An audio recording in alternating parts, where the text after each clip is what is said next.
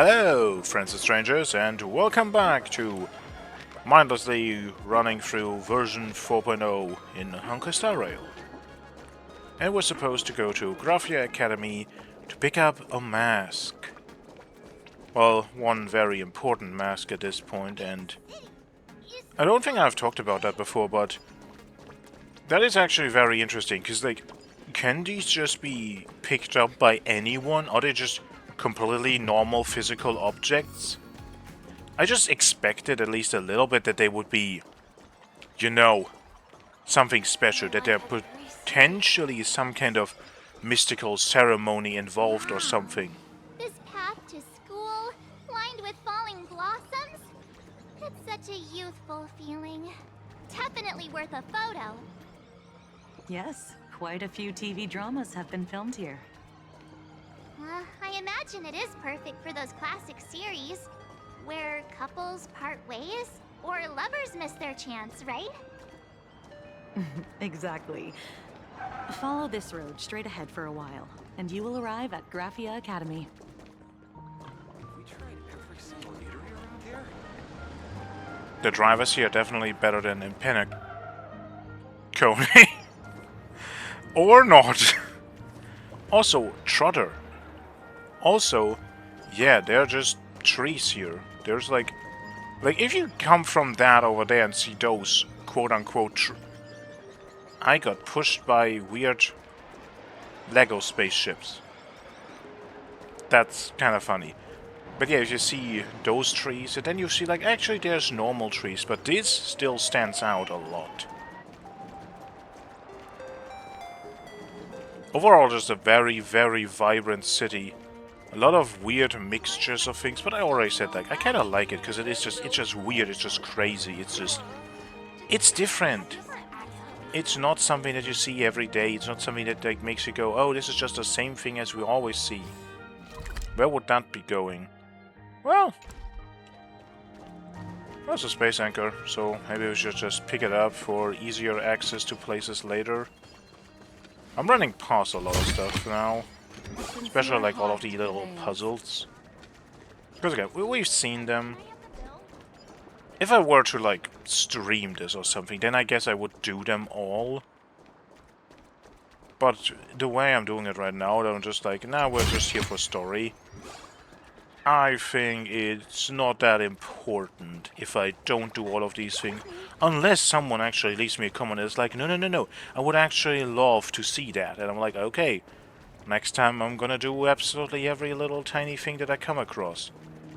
As weird as that would be, probably.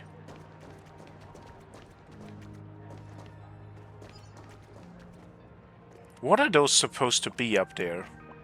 Are they like jumping bunny cupcakes? I don't know, that's... Oh no, they're the flower heads. That's... What kind of shop are you? What do you have to... Raccoon Art Restaurant. That is not what I would have expected from that, okay. In this camera's first age. Oh, okay, now it makes sense. Fancy plating and a romantic setting seem more likely... I didn't read that fully. A branch of the Kraken restaurant chain, the flowers, easels, and paint cans lend the place a sophisticated artistic vibe. In this camera eat first aids, fancy plating and a romantic setting seem more likely to satisfy a phone's appetite than the actual meal. Yeah. Because the phone doesn't have to actually eat a meal. Spinning turkey. It's, again, just weird and crazy. And, I mean, why not? Why not go with weird and crazy? It sticks in your head much more. This is Graphia Academy. You can wait for your companions here. This looks actually kind of a bit too normal now. Even Paperfold University looked like more special than this. This really just seems like a very basic school. Oh, and to prevent further surprises, I have already informed your guide of your situation. Oh yeah, where is he? Here is my contact info. If you encounter any problems during the Phantasmoon Games, you may reach me at any time. Sure. Thank you so much, Miss Kuchiba. Sorry for the trouble. We're here. Let's check in with Mr. Yang first and see where he is. Mr. Yang, March and I are at the school gate. Message failed to send. Mr. Yang still hasn't replied? Well, guess signal issues. Shall we find a place with better reception? How about heading inside the school to take a look? Sure. You just want to wander around in there, don't you? I mean, I also do, so all power to March. No way. I was just thinking, isn't this Big Sis Himeko's alma mater? That also. The school lobby. It looks exactly like what I've seen in animations. Yeah. Too bad neither of us ever went to a real school. If only we could taste a bit of campus life here. Hey, how about we sneak in and pretend to be students? Wait, you went to Paperfold? Like...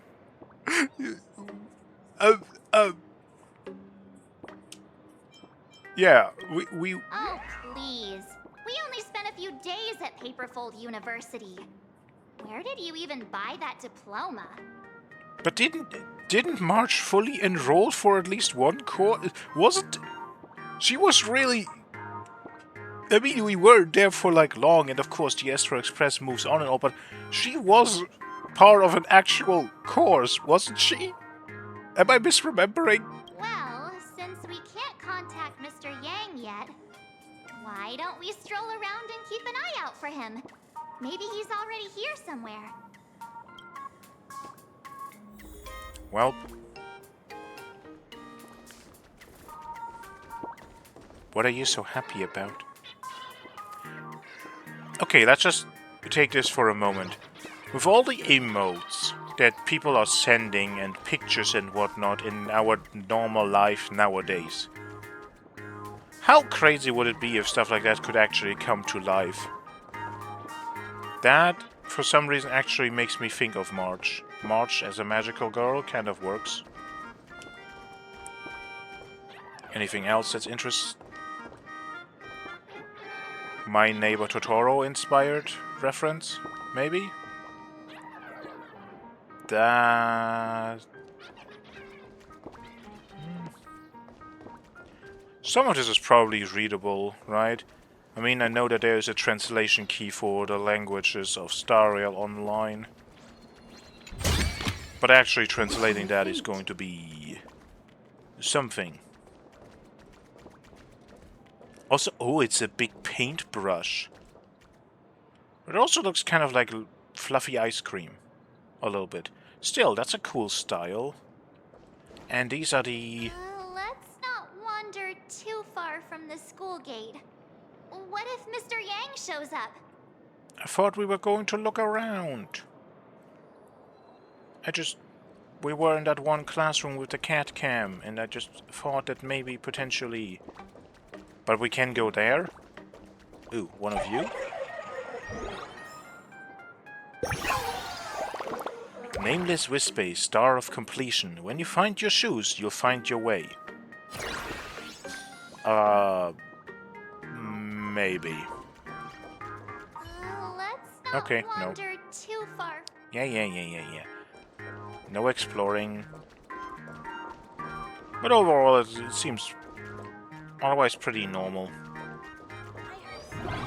But we're going here. Are we not also now going kind of away from the gate? So, like, March, you make no sense. Come here, quick! Look at this wave. It's so spectacular. Without even having seen it, we are in the school courtyard and she talks about waves. What will it be? It won't Oh. come crashing down and drench us, will it? It is an actual... I expected an emoji that came to life, but no, it's an actual wave that is frozen in... I mean, it's not even really frozen, because, like, it still is moving. It's just, like, it is a wave. Wait, this is painted too? The painter's name is even stated next to it. Graphia. Who's that? On the imaginated painting, a small inscription explained its origin. With water drawn from Dove Brook, I effected a mistaken stroke, yet unexpectedly a flurry of waves emerged. Thus inspired, I seized my brush to capture the scene as an ode to the exquisite forms of nature. March 7th and Company. Your transfer procedures have been completed. Please proceed to the Dean's office immediately. Sure? Transfer procedures? What's going on here? Yeah, I don't know. Let's go take a look. Shall we? Are we actually going to go to school? Scott talked back to the teacher again. Oh no.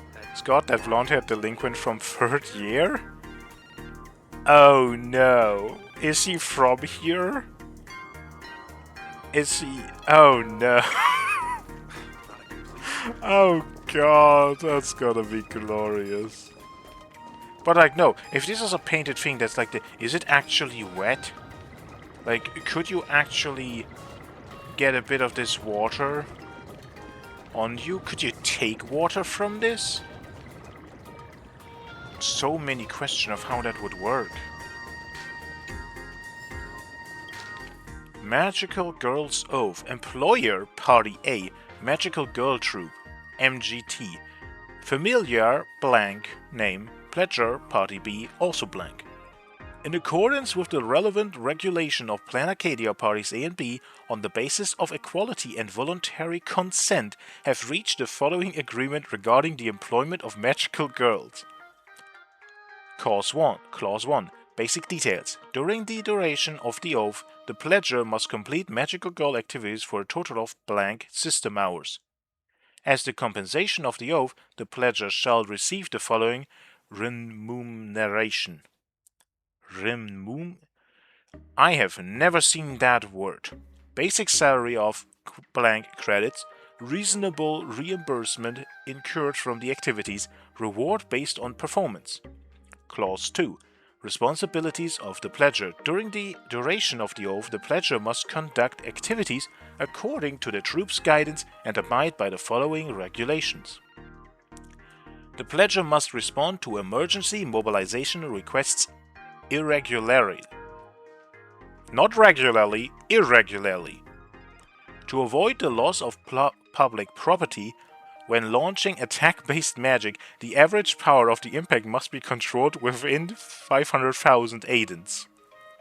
Before the oath ends, the pledger must avoid any unnecessary emotional development to reduce the possible effects of moral darkening. The pledger is usually not required to transform and conceal their real identity, unless explicitly stated. What the actual... I don't know, this is funny. Clause 3. Obligations of the employer. During the duration of the oath, the employer must support the pledger's activities within reasonable means, which includes, but is not limited to, providing the pledger with magic abilities customized to their personalities. For non-combat ability users, additional general equipment must be provided. Sharing battle details and information with the pledger, and providing battle reinforcements. Reimbursing the pledger's medical costs incurred from injuries sustained during their activities. Maximum cost cannot exceed blank credits. Regularly planning idle events required for obtaining wish power and providing the necessary venues, facilities, advertisements, and more. What the actual hell? ... Clause 17. Nurturing responsibilities. The pledger is obligated to nurture their familiar by providing them with the necessary wish power and emotional support required for survival. This clause is not restricted to the duration of the oath and may be extended or shortened based on actual circumstances. Clause 18. Other contract matters. Unless otherwise stated, both parties will abide by the following information in the duration of the oath. Both parties will acquire permission from the Security Bureau to browse the database, but are obliged to maintain confidentially. Both parties will not commit any acts that will harm the reputation of the individuals or the troop. Both parties can start live streams and promotional events. The wish power obtained from the events will be distributed based on negotiation between the two parties. Please copy the following oath, required to be handwritten. If you do not have hands, you may substitute this with a video. From this day forth, I shall inherit the mantle of the magical girl and swear this oath. Under the guidance of the troop, I shall maintain peace within the region and take a stand against the forces of evil. In my leisure time, I will participate in the troop's idol performances to provide wish power for my familiar. In the face of sorrow and pain, I will no longer waver or hesitate. Blank paragraph. This oath will take effect after both parties have signed or stamped it. There are 3 copies of this oath and its attachment, of which 2 will be provided to Party A, 1 will be given to Party B. Any disputes over this oath must be resolved with negotiation between the 2 parties and cannot apply for arbitration from the Security Bureau. Employer, Party A, signature, stamp, paw print, Magical Gold Troop, MGT. Pledger, Party B, signature, stamp. They have literal law-abiding contracts for magical girls. This is hilarious. You can make a fun comedy, like, partially, like, I don't know, satire anime out of this, of just like having like a magical girl familiar agency or something. That probably exists already. But like, this is just hilarious. This is so fucking funny. I can't. Oh, this is so funny. Oh, goodness. Painting class notes, torn page, lesson review. Imagines are forged from the substrate of wish power. In natural manifestations, a wish power nebula will fragment into some random single digit to hundreds of entities, each possessing a distinct baseline energy levels. Conversely, when channeled by an artist, even a massive surge of wish power is distilled into a sole entity. The outward form is dictated by the artwork's design and the state of mind of the artist at the moment of creation. Minor anomalies have been documented. Today's topic, steps of imagenesis. Imagenesis. Will be tested. Funneling. Only need to exceed minimum threshold. The specific volume of wish power funneled will not impact the final scale of the imagenesis. Safety precaution. A student once knocked over a rack of paint. He had to work as a streamer for quite a while to earn enough wish power to pay for the damages. Second, invoking. Conceptualizing the desired imagine. Which wish or emotion shall it be founded upon? What is the scale of this wish? How much emotional weight is being invested? Does a pre-existing base perception exist? This determines whether the imagine can absorb wish power from external sources. The more stable the design in this phase, the longer the resulting imagine can maintain its physical form. Interesting. I mean, this is literally like build your own whatever, kind of, right? A society funded on stuff like this is kind of interesting. And also a question of like, will we at some point just make one? I don't know, have something run around with us? We already have like pets, so why not? Experiment. Used a massive amount of wish power to draw an abstract stick figure while keeping my mind completely blank. Result? It gave birth to a very stout Wispy, which proceeded to hop right out of the classroom. Third, shaping. The primary painting process. This stage determines the temperament of the imaginee and their initial impression of others. The primary influencing factor is technique. Classical techniques, methods such as oil painting or Senzo-is inkweight. Blah. I wanted to read the ink as ish because I wanted to make it like whatever. Methods such as oil painting or Xianzhou ink wash styles, imaginary created this way, are more human-like and can even achieve self-perpetuation, though they tend to be more stubborn. Orch, Lightpaw, Noted. Gonna go tease my arch buddy right now and tell him he's an old fart. I mean, that's what kids in school do sometimes, right? Modern techniques, abstract art, conceptual art, etc. These are better suited for creating imagery with high practical utility. They typically cannot maintain their physical forms for very long. Self-turning screwdriver, this very classroom. Oh, do they even have teachers then, or do they just have the classroom teach them? No wonder the guy next to me got caught playing games. Turns out the ceiling has eyes. Don't look at me, teacher. I'm taking notes, see? Okay, that sounds like a horror story. Digital art can spawn imaginaries too, but only through spirit imbuement. My Little Cow drawing. Yeah, sure. Fourth, imbuing can be merged. The act of pouring wish power to bring the imaginary to its final completion. This stage relies primarily on emotional intuition. It is better suited for hands-on practice than theoretical instruction. Some artists prefer to mix wish power directly into their paints or dip their brushes straight into raw wish power while painting, known as the spirit painting technique. In such cases, this step can be omitted. Post-imbuement can compensate for the risks of spirit painting. Spirit painting requires absolute unwavering concentration. If one's focus wavers halfway through, the half-finished work might literally grow legs and run away. Many famous imaginaries actually originate as these half-finished accidents, so it cannot be strictly defined as a flaw. That's... I mean, if all of the imaginaries have human rights, then even these have them, right? So, no matter what comes out of that, they still have to somehow be made useful in the society or find their place. That's very interesting. Fifth, feeding. This wasn't in the study notes, so it's gotta be a major exam point. Is crossed out. Not on a test, not bothering with it. Professor actually memorized the favorite foods of every single imaginary. Surely we don't have to do the same. Oh, you definitely do.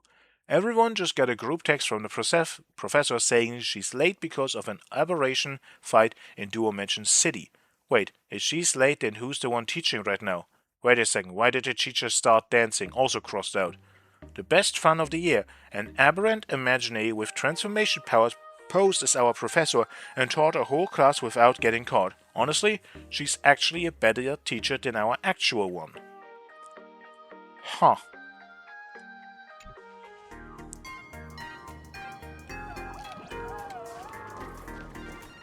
I mean, depending on how that imaginary came to be, maybe it was just made with teaching in mind. You know, like what we just read of like how it is determined what is the outcome of actually making one. So potentially you could make the perfect teacher, personality-wise at least. So why not?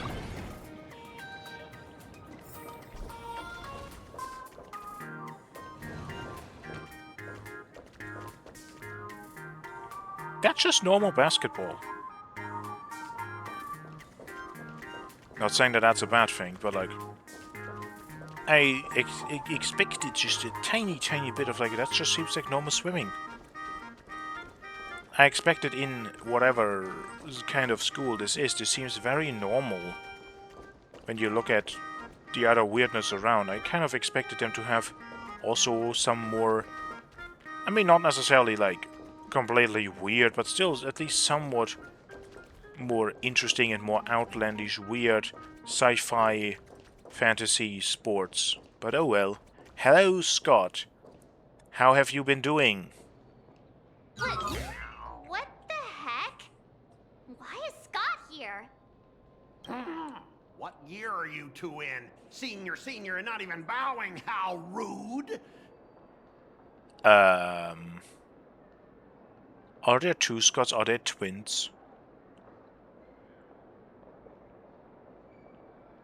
Wait, you. Why do you two look so familiar? It feels like someone sent me here to find you.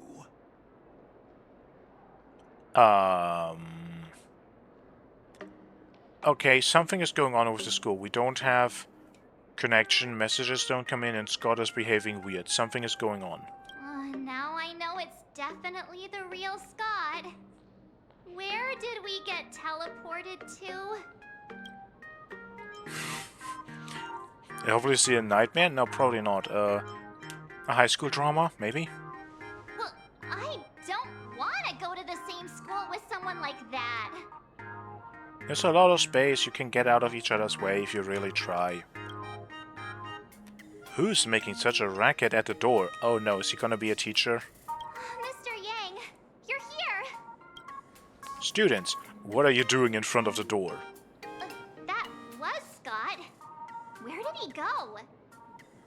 Okay, I was not joking. I was actually thinking when I said, like, does Scott have a twin? I was thinking about, like, wait, the name, though, would be weird. Why would you name them Scott and Scott? But then I saw, wait, that's a different Scott written, so I didn't say anything, because I was like, yeah, that's with a C, not a K, so it might actually work. But yeah, no. If that is our Scott, then why was he written with a different C instead of a K? Like, why? That might just be a weird detail, but, like, what's going on? Wait. Why did you just call us students? Because there is some magical play going on in the school. But why?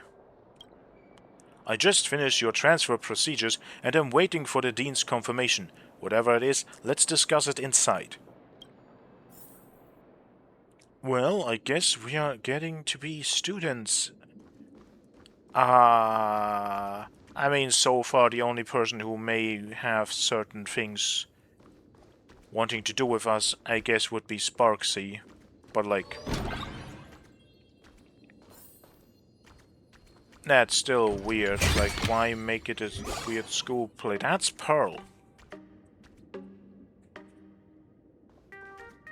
Is there anything else interesting here? I'm trying to look between that bust and Pearl's portrait to see similarities if that is the same person. I don't think that's necessarily her. Like, the hair is so different, and hair styles are one of the most, like, character things that you can really tell characters apart by in this game, so no, probably not, but who is that then? Doesn't really give me a real idea of anyone we know otherwise right now.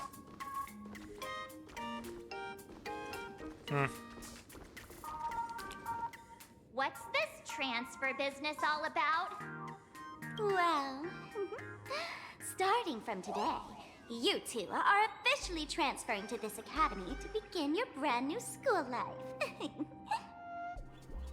Well, I'm not really surprised to see you. Sparksy? Yoo-hoo! My good classmates, we meet again. Yeah, and the last time you had certain things you wanted to do. And you said you wanted us to be yours. Your playthings, to be more specific. Is this like... And she was giant, don't forget that. Is this like a magical dollhouse for her? What are you doing here?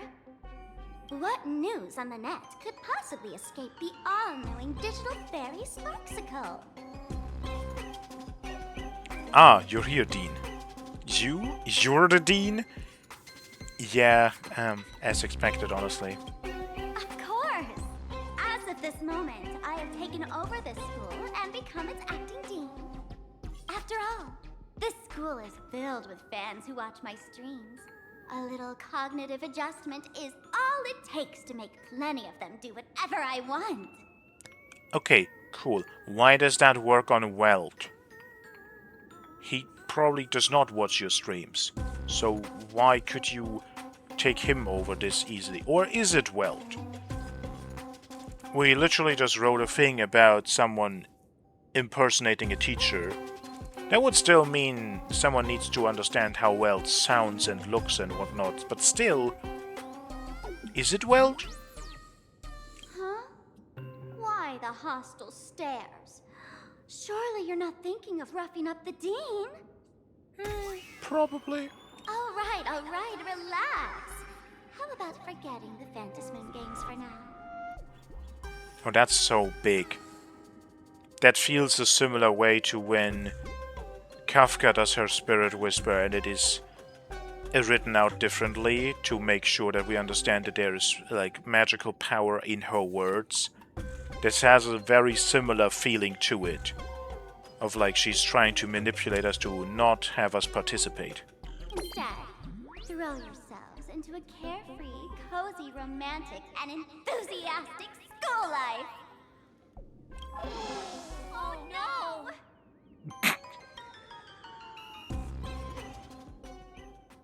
Two? Wake up! Wake up! The teacher's here! What the actual? The girl's breath, gentle as a spring breeze, tickles both your ear tips and your heartstrings.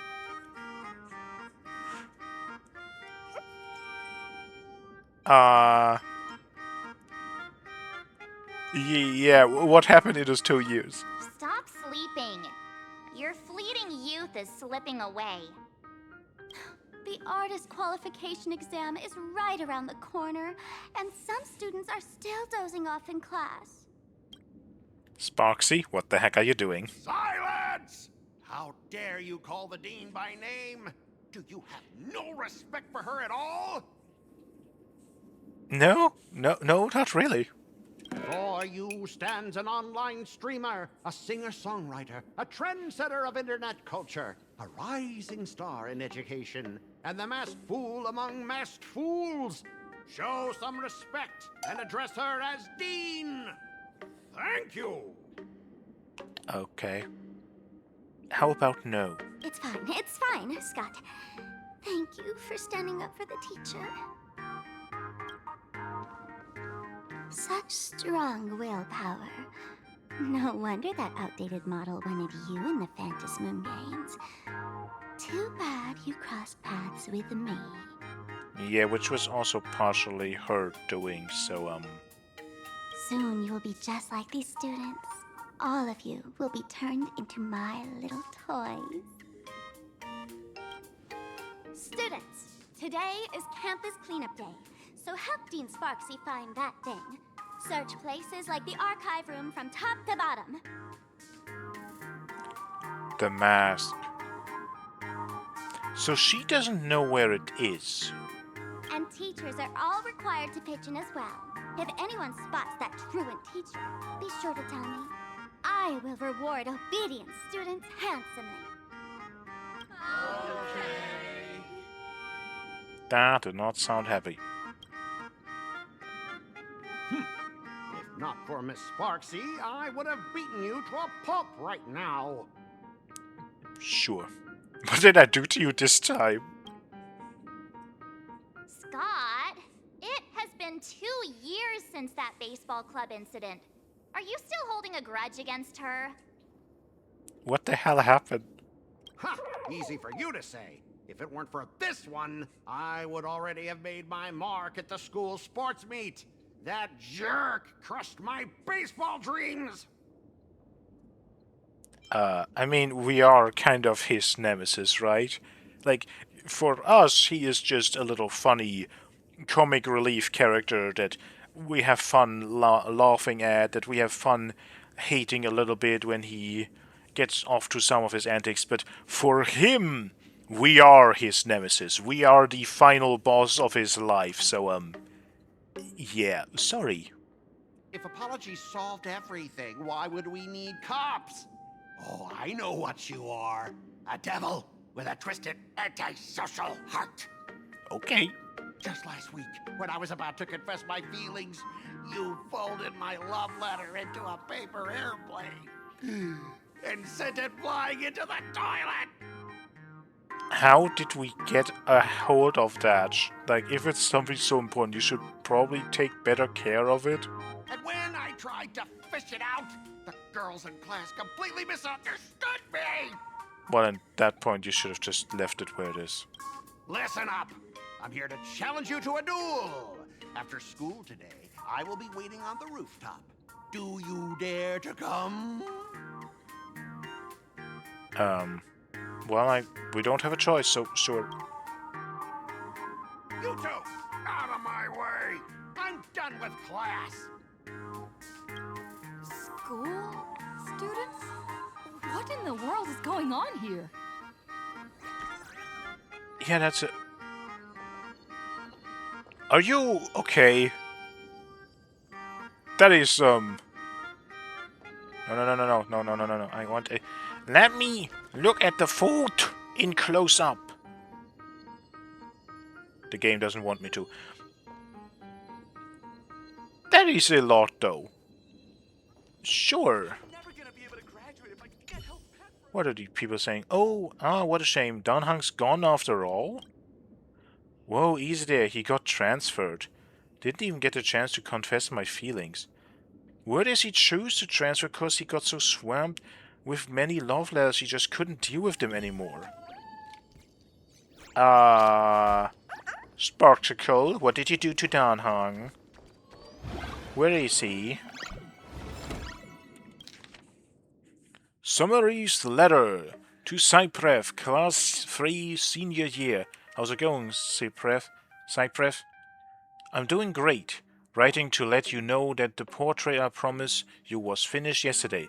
You know, my artistic talent is nowhere near yours. I really don't understand why you'd entrust your self-portrait assignment to me.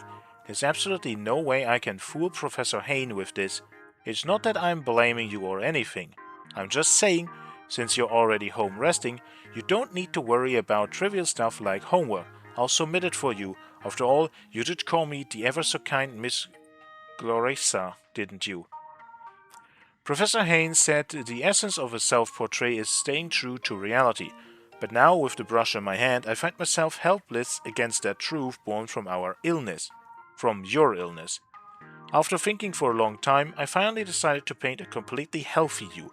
I want to give you a healthy body that never tires from drawing, a mind that doesn't ache, no matter how much you let your thoughts wander, strength enough to support distant journeys and see the cosmos. I paint all of this for you. Wow, talk about forward thinking on my part. With this picture, when you get better and come back to school, I'll be able to spot you before anyone else does. But just yesterday, something weird happened. I could have sworn I saw someone at school who looked just like you. I told Selena and Cynthia about it, and they all said you were still recovering, then teased me, Clarissa, something's up with you. Right then I really wished you were still here. If it were you, you'd definitely rest your chin in your hand and seriously help me figure out a solution. Did the painting come to life? I have no idea what this thing actually is. Could it be an imaginary? Could it be a hallucination from pulling an all-nighters on my painting? Either way, not many people in this world would believe me. You're one of the few who would. So I'm secretly writing this to you. Please don't laugh at me or think I'm being childish. I first ran into this guy when I was in the library. He pushed open the door and plopped down in the seat right next to me. You know, that spot by the window, remember? We spent an entire summer waging war against our alarm clocks just to snag that seat, because on those sweltering days, the cicada songs and that cool breeze would only drift in from there. I still don't know why you were so gung-ho about it, considering you can't even feel the wind. Oh, so naturally I was always the one who ended up sitting there. Can't even feel the wind. What kind of illness does she have? After that, I kept running into him at the cafeteria, the sports field, the hallways. Honestly, I started wondering if he might actually be an imaginary brought to life from my painting, because he was so full of life, like he'd already made tons of friends, exactly how I'd imagined when I was drawing. I thought I'd be happy, or rather I was happy, but on top of that, I was actually a little panicked. I didn't dare go up and say hi, because I suddenly realized that seeing you like this, I actually didn't know how to get close to you again, like you'd become this unreachable goal. After all, I'm just Glorissa. No one except you would ever call me the ever-so-kind Miss Glorissa. But I really do hope you get better, utterly better. Hope you cast off this frail body of yours, because you've meant to be a painting prodigy who deserves everyone's attention. The last time I saw him was yesterday evening, on that ginkgo tree-lined path where we used to take walks together. He just vanished into the deep shadows of the ginkgo leaves where the moonlight couldn't reach, as if he'd never been there at all. It reminds me of the day I saw you off from school. Your farewell was so bizarre. You went on about what nice weather, and it's getting dark so early, and then something like the moonlight is charming tonight. Cyprev? All I really wanted to hear back then was you telling me when you'd actually come back. Oh, by the way, why were you so mad before you left? I've been reading more books like you told me to. Postface. About that guy, I went and asked Professor Hayne later, and with her eyes wide as saucers, he said, you might have actually created an imaginary. By the laughter, she had to be joking. I'm the one who's always counting down in school. Oh, and by the way, you didn't even leave me a way to contact you. I left the letter in your drawer. Read it once you're feeling better. Class 7, Senior Year, Clarissa. Well, yeah. I mean, again, about the paintings, about how imaginary can come to be. Just, I mean, if you paint someone and you don't necessarily, that's a paper pigeon. With, like, sure. But like, if you paint someone and it's more like the perfect actualization of them, right? You're not actually painting the real thing, but like the perfect thing of how you wish them to be.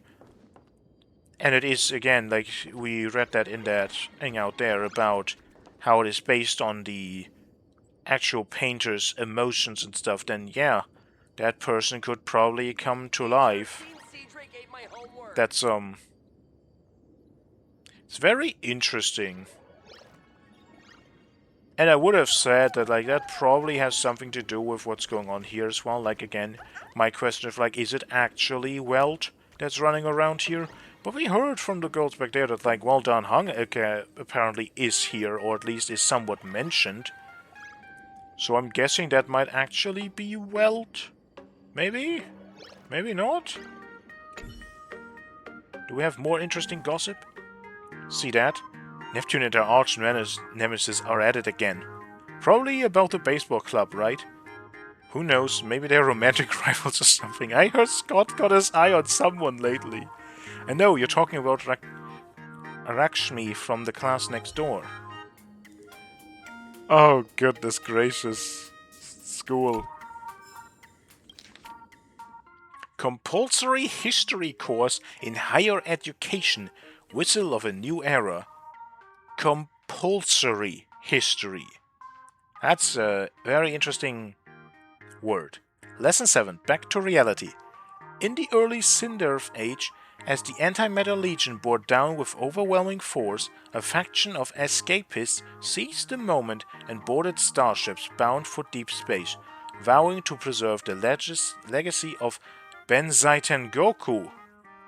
Okay, this must be interesting. During this time, many friends from beyond the sky came to Plan Arcadia, attempting to rescue the old world trapped within the painting, but all returned empty-handed. Here we extend our gratitude for their selfless efforts. In 2155 AE, a ship that had escaped from ancient Benzaiten Goku was lucky enough to arrive at New Londinium, an industrial planet under the IPC. The captain described the existence and plight of their homeland to the local governor, who immediately took great interest and reported it to the Marketing Development Department headquarters. In 2156 AE, at the behest of the director Oswaldo Schneider, the Marketing Development Department's research fleet arrived at Ahatopia, marking the debut of Plan Arcadia as we know it today on the stage of history. Worlds Reborn Initiative is a large-scale project led by the International Peace Corporation aimed at extending a helping hand to multiple worlds ravaged by the Antimatter Legion. The initiative is dedicated to salvaging and restoring pre-Sindarf Age legacy from paintings, transforming Plan Arcadia into a cultural paradise belonging to the entire universe.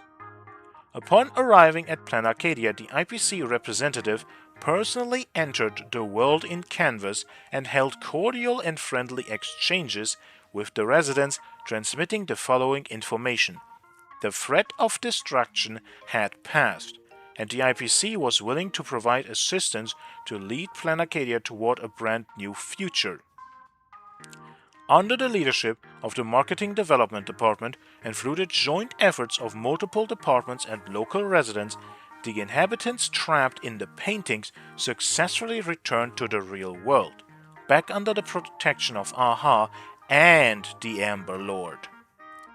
Ether editing technology from Punklord played a crucial role in the salvage and world reconstruction process, and the friendly relationships with the hackers greatly advanced the development of Imagenesis.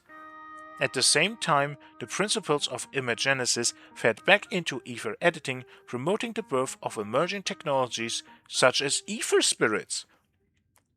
Oh my god, we'll find the lore on the freaking Ethereum Wars. That's kind of funny. CEO, Planacadia is a vital component of the Interastral Peace Corporation's pan-cosmic marketplace under the complete jurisdiction of the IPC.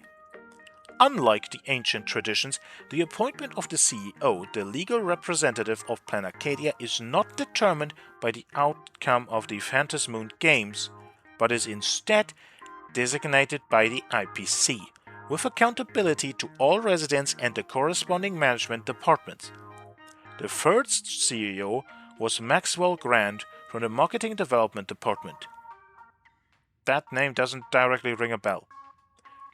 Based on the Interastral Peace Corporation's long-term strategic planning, the authority to appoint this position, as well as the management rights of Planacadia's industries, gradually and peacefully transferred from the Marketing Development Department to the Strategic Investment Department over the following two Amber eras. The CEO is primarily responsible for overseeing Planacadia's development, executing the IPC's directive plans, and using the entertainment industry as a driving force to revive civilization, all with the aim of generating greater economic value for the IPC and advancing the elation of the people and preservation of the universe. During the Phantasmoon Games, the CEA must supervise all matters related to the event to ensure the safety of IPC assets and the public. Should any major mishaps occur, the CEO may face accusations and be held accountable during their term. Life and Imagenesis in the new area. As stated in the Universal Declaration of the Rights of Sentient Beings, all sentient life forms shall enjoy freedom equally. After integrating Planacadia into the pan-cosmic marketplace, the IPC actively promoted social reforms to grant human rights to the Imagine. Now, with the enactment of documents such as Feykind Protection Act, the Imagine have become sentient beings with equal status to humans. Under the influence of programs like Interastral Peace Entertainment, works from other planets are appearing more and more frequently in people's lives. The love for emerging elements such as mechs has formed a unique wish power, giving birth to modern Imagine like Mechatrons. A better, more tolerant era is unfolding before our very eyes. Extended reading. The Amber Lord is no enemy of AHA. Isn't the Phantasmoon that illuminates this planet with its glorious moments a form of preservation too? Landernach. This is a greeting from Landernach, the capital ship captain of the Marketing Development Department's 6th Fleet, to the local residents, expressing the IPC's friendly attitude toward the Elation faction. Post-class reflection. Compared to ancient Benzaiten Goku, what improvements does the rebuilt Planacadia have? After entering the modern era, how has Imagenesis technology evolved?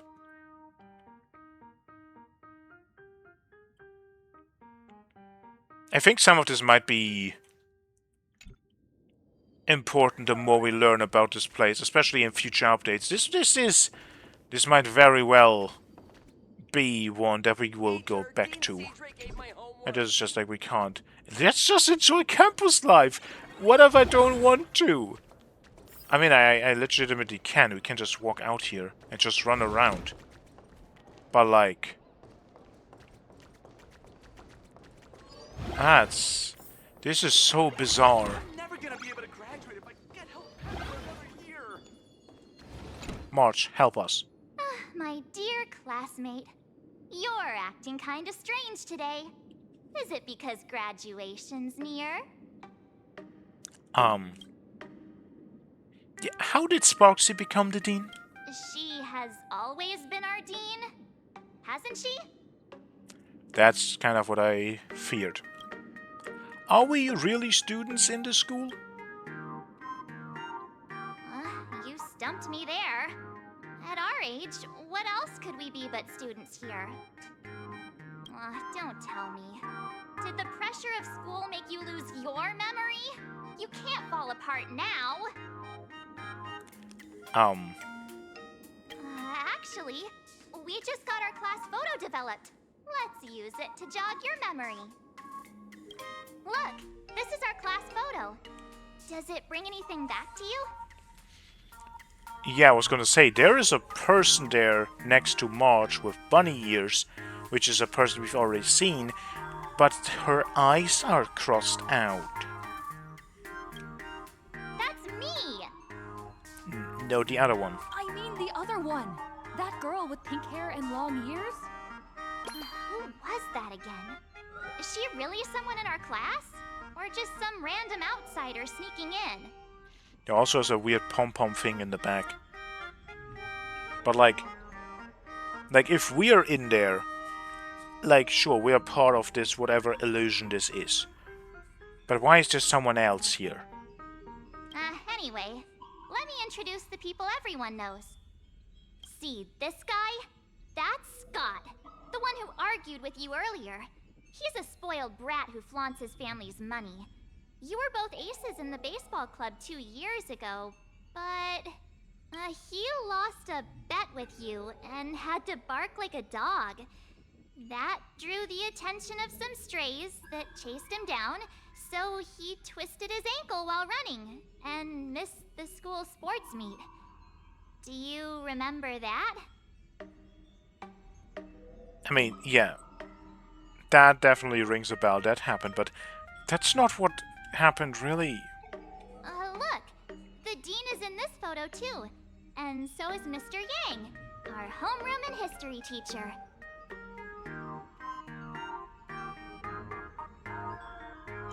Again, that's not really...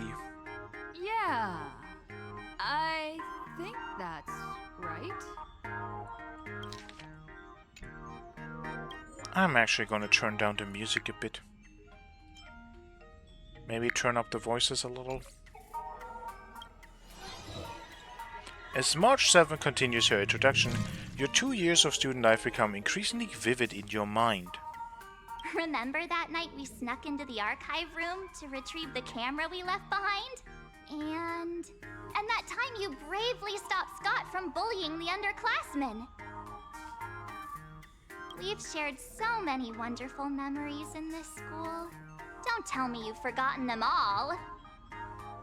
Yeah, I think that did happen. No wonder Scott hates me so much. See? I knew you'd remember.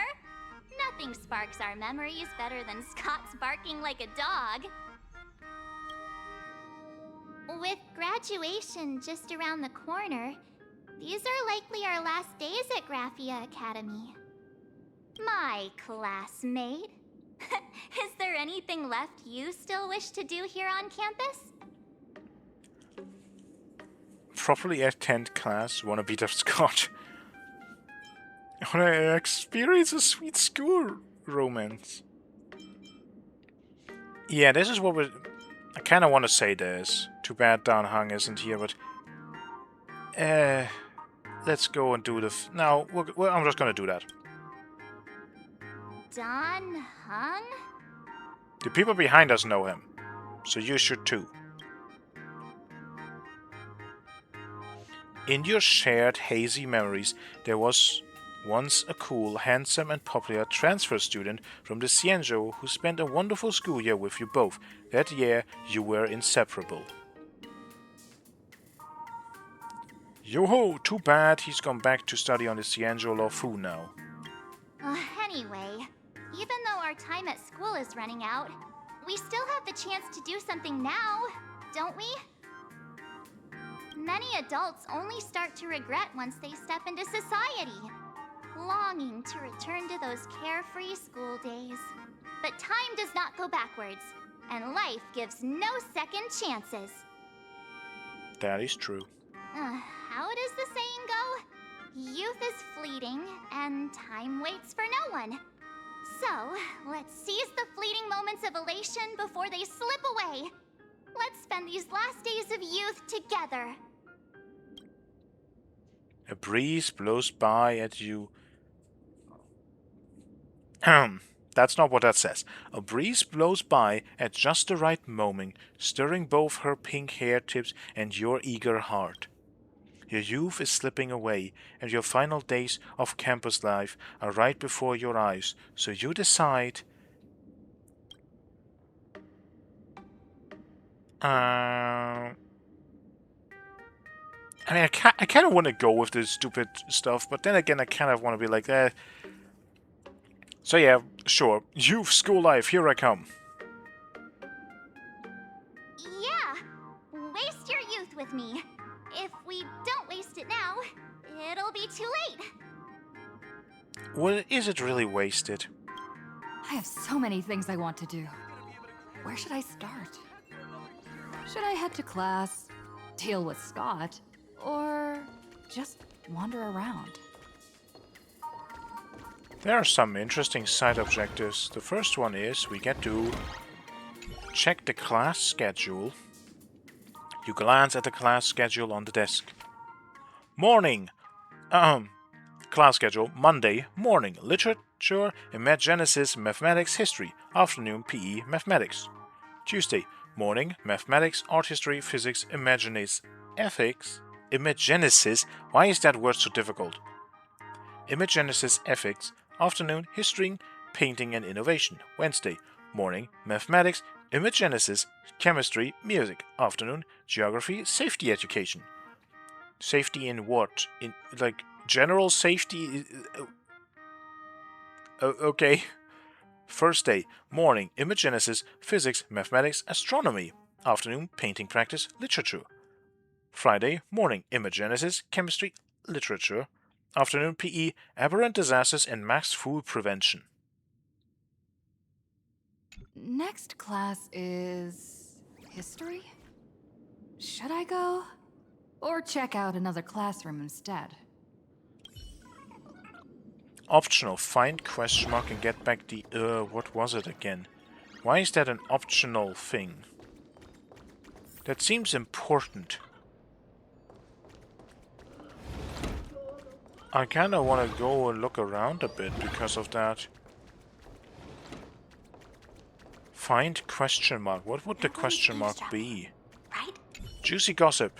Just between us, I think Mr. Tiger is seeing someone. For real, who's the other person? You probably won't believe it, but it's that terrifying art teacher. They say she's had a total makeover lately and turned into a real sweetheart.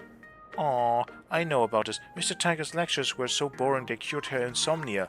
Once those dark circles under her eyes disappeared, she naturally became more gentle. They're a match made in heaven. I wish them all the happiness. Yikes, you scared the life out of me. Eavesdrop all you want, but don't make any noise. No one's eavesdropping, right? Okay. There's more paper birds.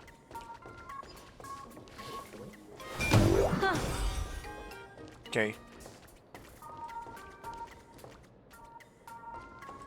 I did not fully read it, but again, I'm not gonna do all of them because we can't go up there, so we can't really do anything else. Well, I guess we're gonna go for Scott then. Huh. We can try to talk to Mr. Yang.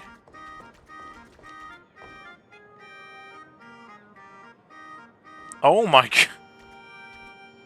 Wait, you're the actual dean. We literally have it in front of us that, like, things are not correct. Mr. Yang. Sigh, it's graduation season and things are getting hectic. You're still fairly new, so you might not know, every graduation season, a lot of students are up against graduation. Can you say something actually helpful, Dean? You're young, you think my words are useless. Wait until you're my age and buried in work, then you get where I'm coming from. Before I became the Dean, I was a romantic sea dragon. I once dreamed of a sweet romance, but after taking this job, 32 years have gone by. I've lost track of how many lovers' days I've spent alone. 32 lovers' days, that's countable. Young fools, don't be cheeky. I'm telling you things that matter in life. Well, listen, what you believe about yourself is equal to you, plus all of us believing in you. Dean, my head is killing me. Can I go now? What was that? Also, you're the Dean. Keep your voice down while at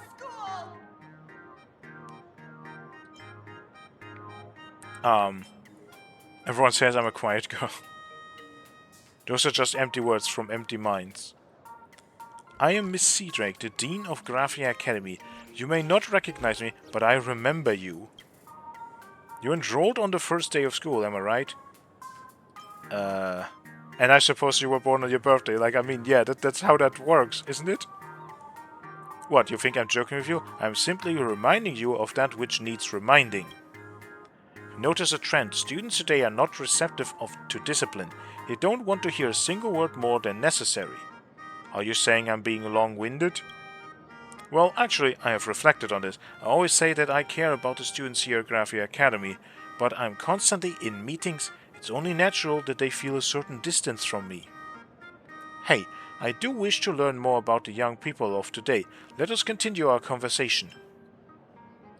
We're not going to be playing cards right now, and I don't think this is going to be helpful. If you want to talk again, you're always welcome. In other words, you can come find me whenever you want. You don't seem to... But you are supposedly the Dean, and Sparkle is posing as the Dean. Shouldn't people already have their alarm bells ring of like, hey, this doesn't seem... Am I right. seeing things? Why is there another me?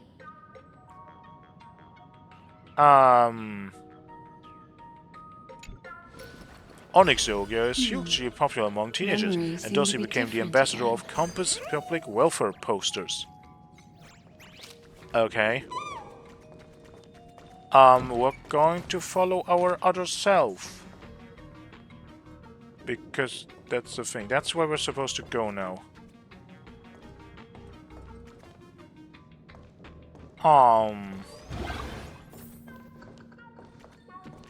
Just normal school stuff. More Lego chests. Sincere heart prevails. And more wonderful stickers. Nameless with space, star of security. A lot of things in this world are like this screen. Those inside want to get out and those outside want to get in. That is actually probably very true. Things are always better on the outside. Academy Supernatural Stories Special Edition. Dear student, if you're lucky enough to have found this note I've hidden here, it was on the desk, then congratulations, you're about to uncover the darkest secret in all of Graphia Academy. In a classroom 15 years ago, one afternoon, a senior girl came to study in the library as usual. Just then, she saw a ghost passing through her. The girl was furious. This is a public space. Even ghosts shouldn't wander around the library. It's affecting people's reading. So the girl followed, wanting to scold this ghost. She walked and walked until she finally came to a narrow place. Was there even such a spot in the library? Just as she was about to turn and leave, she accidentally bumped into something. When she opened her eyes, she found herself in a classroom at dusk. She looked around in confusion at the students bustling about, seemingly preparing for some kind of event. Curious, she approached the girl and asked her what was going on, but the answer she got was completely off the mark. It wasn't until that moment that she noticed the date written on the classroom blackboard. Arcadian calendar, July 22nd, 1948. That was 15 years ago, the day that incident happened. Terrified, she bolted back the way she came, and before she knew it, she'd made it back to her original school. But that classroom from 15 years ago vanished without a trace. Did the incident from 15 years ago trigger some kind of spatial aberration at the school? But the girl in this story wasn't harmed, and even if the residual wish power was strong enough back then, it should have dissipated over 15 years. The truth behind all this might require further investigation.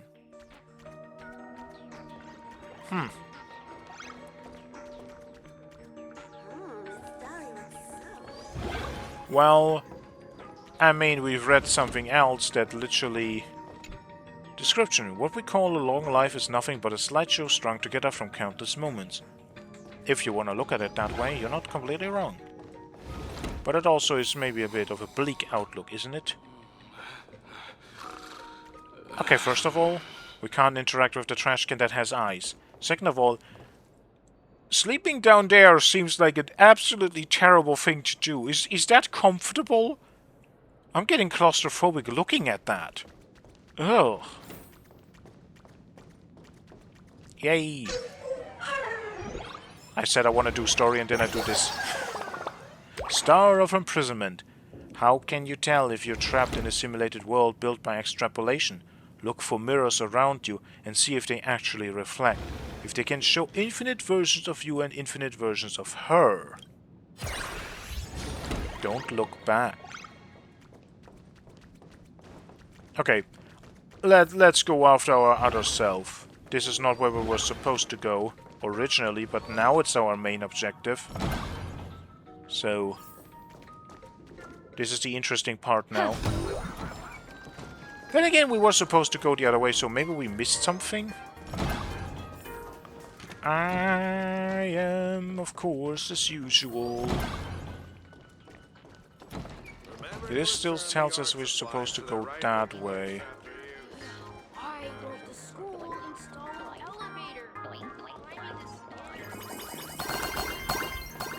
Okay, that's satisfying.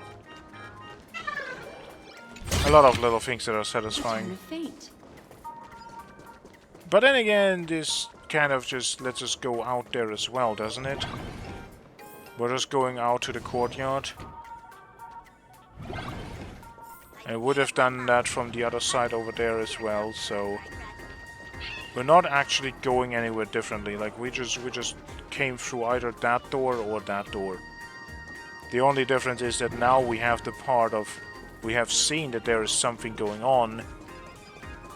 Which, funnily enough, like, if I don't read all of these, like, readables, right? That's one of the reasons why I do that. Because, like, they will add context. If I didn't have that, I wouldn't have interesting ideas now to, like, what is this about? Right? But now I'm like, ooh, what is it? Is there a shape-shifting imaginary that is trying to... on the rooftop. Why not take the side path up and see if there's an ambush?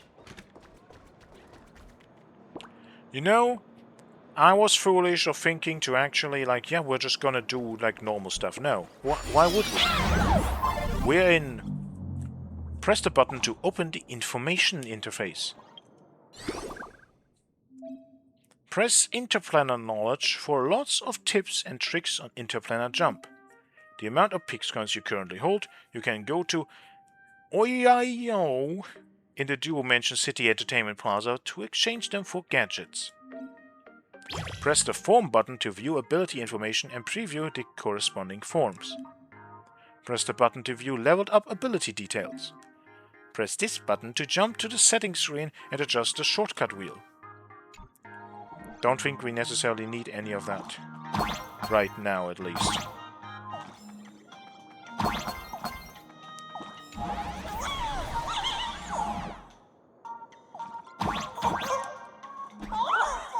Can we? No. But there is stuff there. Ooh, we can. You just have to figure out how. Ooh, that's doable probably, right? Very doable. The meaning of life is that one peak in an endless valley of lows when... Well, press pause if you want to know what that says. Oh, where did this teleport me? Hello. Yes, hello, little QB. How are you doing? Are you okay? Am I going to terribly die in this place? This does not seem where we're supposed to go. This... Oh my god, just touching them for one moment is already enough. You need to be somewhat fast, but also not too fast to bump into the new one, I guess. This is... Oh my god, I'm too slow. I'm too careful, because I'm afraid that just running into the... Okay, seemingly the running into the new one is not what kills me. Yeah, okay, you can run into them. You can run into them.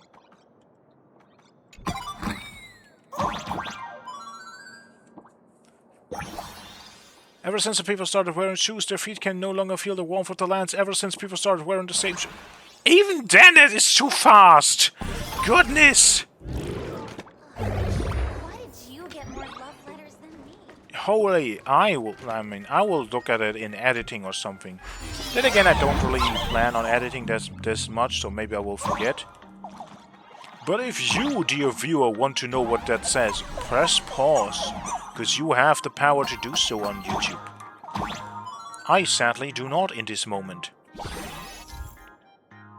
Permanently increases the number of jumps, triple jump. I can jump even higher now. That could have been helpful for what we literally just did. So, hello, Scott. What kind of wonderful ritual are you performing? Are you wanting to get this guy to fight us? Return of fate. Epical throne. Word has it that students regularly hold tournaments to compete for the right to use this throne. They call it the Throne Defense Wars, and the winner is crowned a Throne Tier Warrior.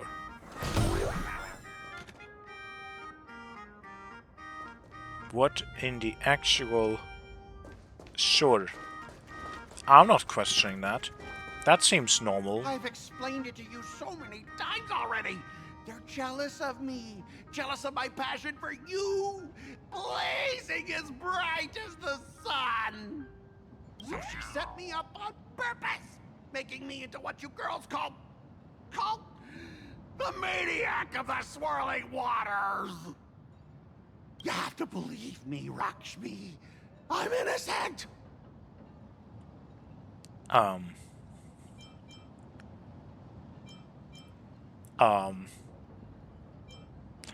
We're just gonna say hello. Although, no, maybe he says more. You've never been more grateful for your grey hair. In this concrete jungle, you've got natural camouflage. You were born to be a master of stealth. Finally, the perfect chance. Come on, hurry and confess. Oh, Rakshmi, stop tormenting me like this. Say something. Scott, did it ever occur to you that the gray-haired human you say is so jealous of you might actually want to possess you?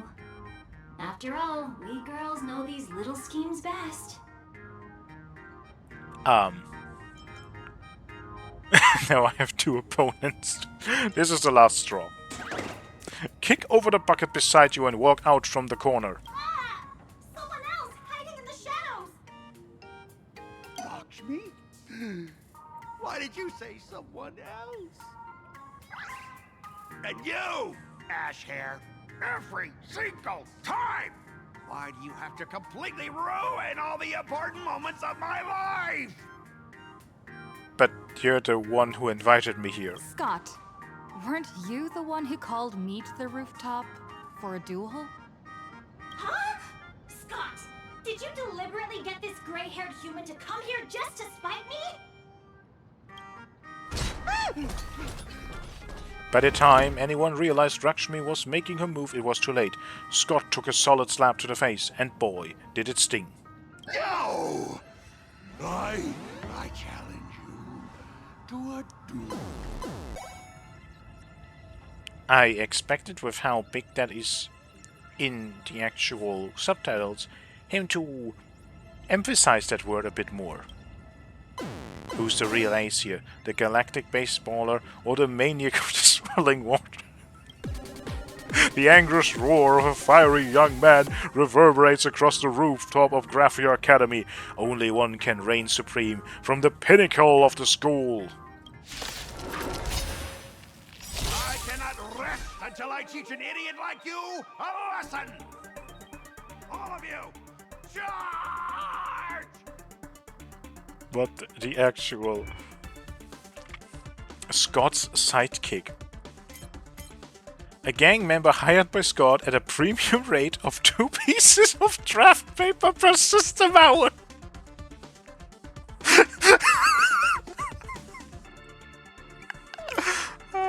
Go on, delay more. Deal ice damage to one designated target with a high chance to increase the damage taken by the attack target. And the green one's a quick double time. Wind damage, high chance to inflict wind shear. Okay. Do you have the same? Yes, they're also hired by draft paper. Okay. Do what you think you have to do. Time to say bye. Boom. Hey! Why aren't you getting in on this yourself, Scott? This is justice by numbers!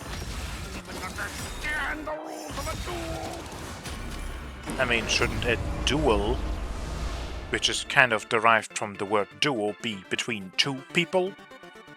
And you brought an entire army of goons with you? Relax.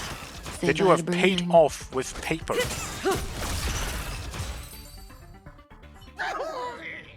Alright, enough! Please, I'm begging you, ma'am. You wanted to fight. It's over!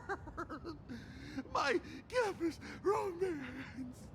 And the gang I built with my own hands! You ruined them all! Are you happy now?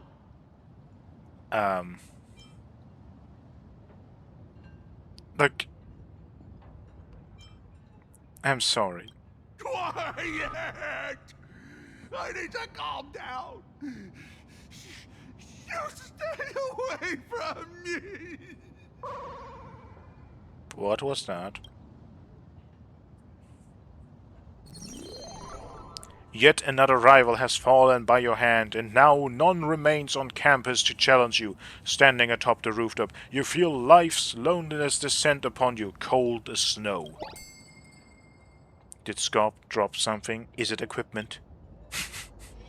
We're not looting the guy, we just... I mean, he kind of ruins his own life accidentally, but like, still... Of course, the guy on the card looks just like Scott. No, scratch it. It is Scott. After all, nobody else could have such a punchable face. But the man in the card isn't wearing the Graphia Academy uniform. Something quietly shatters in your mind. You remember now, he was wearing an Inter-Astral Peace Corporation uniform. Memories that shouldn't exist flooded into my mind. This man called Scott isn't a student here, just like you. I have to contact March 7 right now.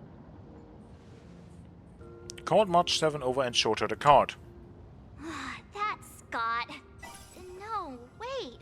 I remember now. What do you remember? It's gonna be a joke, isn't it? We found Mr. Yang in the dean's office, but Sparksy suddenly popped out. We were actually here to find Miss Dolly. No, it actually snapped her out. I expected her to say something funny about Scott. Okay, good. Welcome back, March. And now we have to also find Mr. Yang and help him and probably save Dan Hang from whatever predicament he is in. But why did we come to see Miss Dolly in the first place? Mask. Yeah. What exactly did we come here for? Remember how Sparksy kept ordering students to rummage through every corner of the school? Yep. Students, today is campus cleanup day, so help Dean Sparksy find that thing. Search places like the archive room from top to bottom. Maybe we should check out the archive room she mentioned. Forgive me my youth. With selected dice contain 3 consecutive numbers, apply 1 stack of deterrence to the opponent. If already have 2 stacks, additionally take 5 instant damage. Okay. Interesting thing to maybe use in the card plays.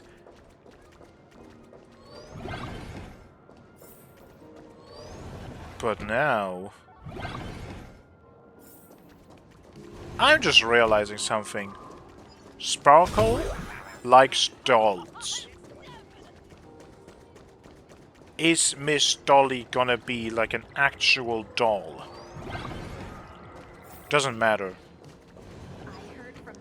I'm much more interested in the... The fitness club's looking for new members.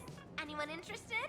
If you're saying your fitness club and you do this whole stuff in front of a magical girl poster, like, that kind of fitness, whatever you're doing, I'm expecting a group of cheerleaders. Not saying that that's a bad thing, just saying, like, I don't think that that's the type of fitness you would necessarily want to advertise for, or at least it doesn't seem like it. Okay, this seems very so normal in here. Lecture notes.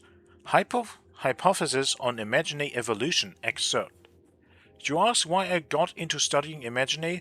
It all started when I cursed out generation of my blue deskmate's ancestor, Dr. Soda. Does that have something to do with a certain soda on Penacony? On the formation and evolution hypothesis of Imaginae, this was the first lecture topic that came to mind when I was invited back to Graphia Academy. It was my 3rd grade summer essay, and since then I formed an inseparable bond with science. Due to the turmoil of the Cinder Age and the Canvas Age, the evolutionary history of Imaginae has been lost to time. But based on mythology and the physiological structure of Imaginae, we can still glimpse into their ancient secrets. The cellular automaton hypothesis. Within the Intelligentsia Guild, cellular automaton is the mainstream hypothesis. In the era before Graphia created Imaginae, everything in Planacadia would gain life whenever the Phantasmoon was full, joining the revelry during the Phantasmoon Games. During this period, Phantasmoon will trigger humanity's wish power, which strictly speaking is the energy driven by the path of elation. This energy permeates into surrounding substance. The inherent primary drive within wish power then supplies behavioral templates to the substance, whether discrete or aggregated. Here, from the triad of energy, substance, and behavioral patterns, regulating living machines thus emerge, known as strangelings. From plants to appliances, any substance infused with wish power can come alive. Lacking sufficient intelligence, they gather by instinct and disperse once reaching a threshold, much like modern Wispai. Therefore, they tend to remain in primitive life phases, cycling from simplicity to complexity before collapsing back into elementary patterns. It is not until Graphia invents imagenetic technology that the conundrum of forming complex structures in natural Imaginae is overcome. By artificially designing their forms and imbuing them with narrative poles, these Imaginae are given a robust skeleton capable of supporting vast amounts of substance and energy. These complex behavioral patterns and skeletons in turn create the necessary conditions for intelligence to emerge, ultimately giving birth to the Imaginae as we know them today. Spirit-bone-flesh hypothesis. The spirit-bone-flesh hypothesis offers a distinctly morning actor perspective. While it shares many commonalities with the previous theory, the chaos effect of nature plays a much more significant role in it. This hypothesis posits that all sentient life is composed of 3 components: spirit, bone, and flesh. The spirit is consciousness, energy, the wish power that permeates Planacadia. Bone is the framework, the essence of all things, the concept of existence itself. Flesh is blood and tissue, the outline, the physical vessel, the outer appearance that carries life. These 3 parts can arise and persist independently within the natural world. The ancient Planacadia was like a massive primordial soup.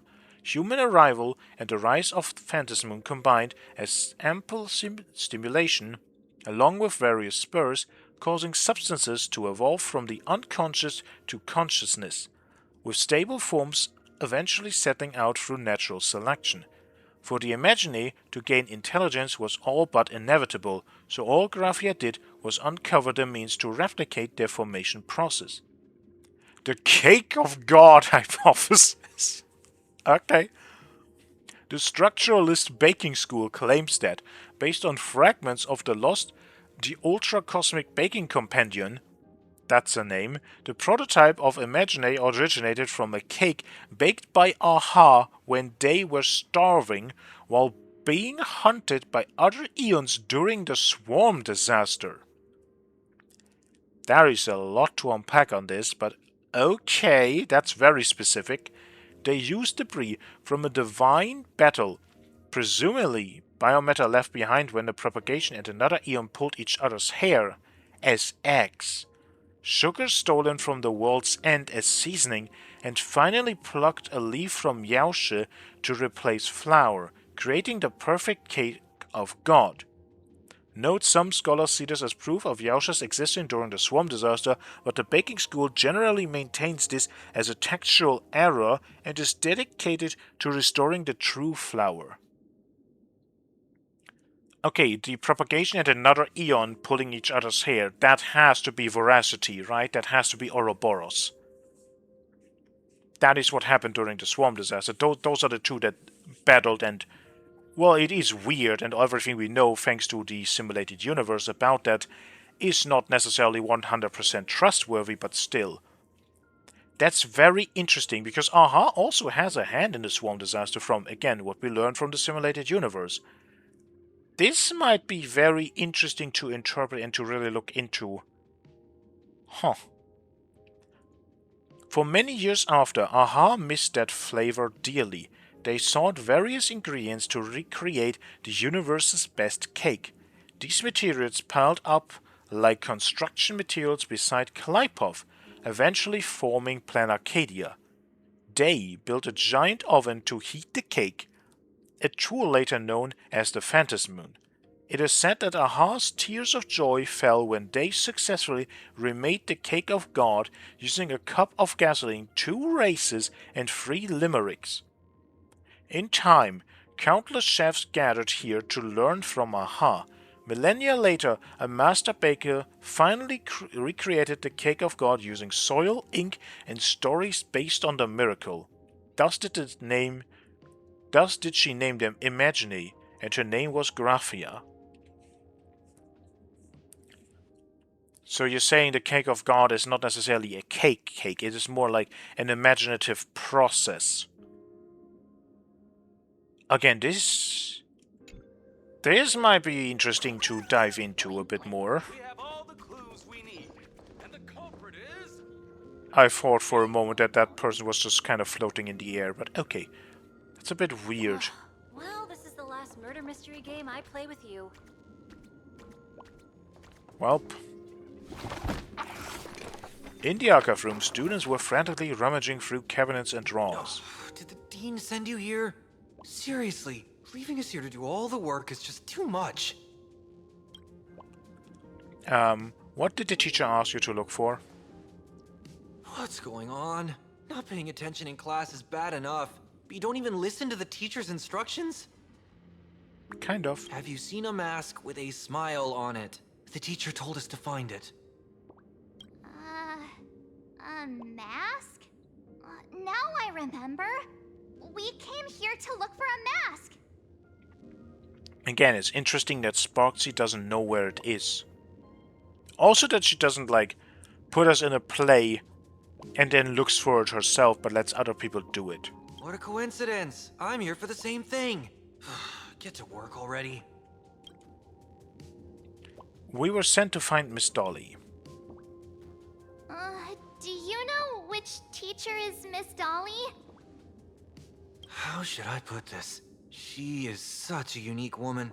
Super unique. Once you meet her, you will never forget what she looks like. Whoa. How beautiful is this Miss Dolly? Huh? Beauty and Miss Dolly have nothing to do with each other. If you have any group photos or faculty event pictures, I can point her out to you. But seriously, are you going to help me with this work or not? March, didn't you show me a group photo earlier? Yep. I have a class photo right here. But it only shows 2 teachers. Seriously? There are 3 teachers in this photo. Isn't Miss Dolly right here? Wait, that's Miss Dolly? She's a charm doll? Probably the teacher who's worked the longest out of the entire staff. Wait, don't tell me you've never taken her Imagenesis class. Imagenesis. Okay, that is how it is pronounced. I will try to do better. I finally remember it. Himeko told us we must find Miss Dolly and take the mask back from her. Yup. Darn it.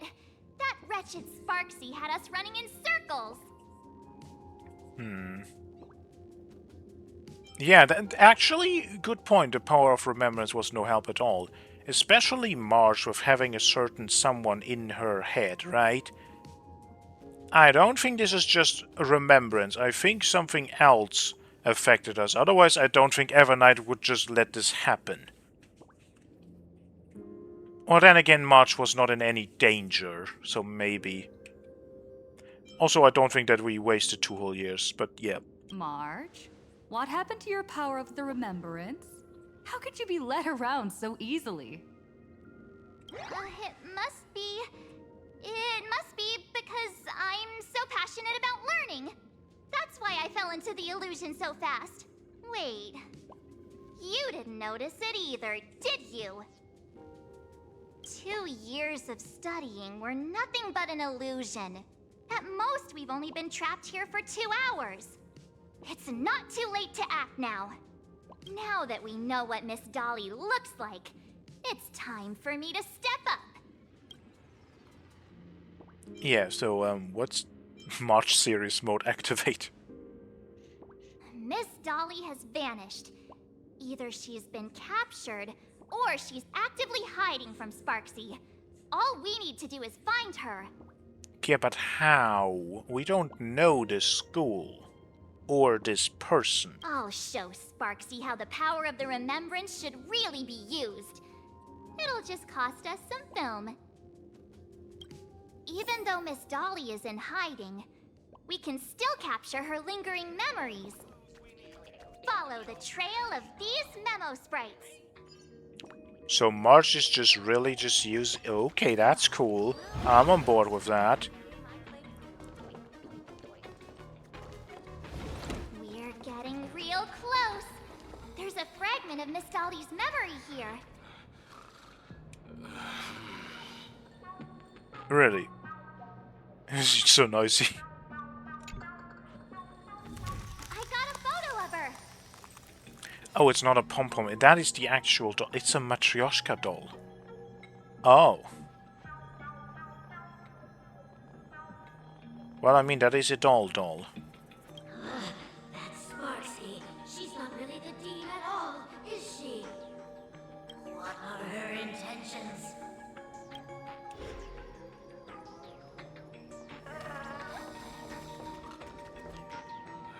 What is this?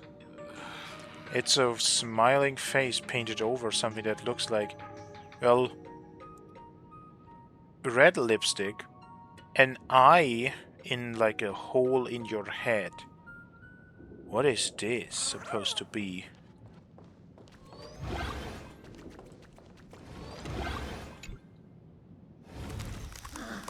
She is searching for me. I must stay hidden. Seal off the Imagenesis classroom. Can't let her find me. Found it. Let's go. We have to get the mask before Sparksy does. Our other version, our copy, is also hearing it. The door to this classroom...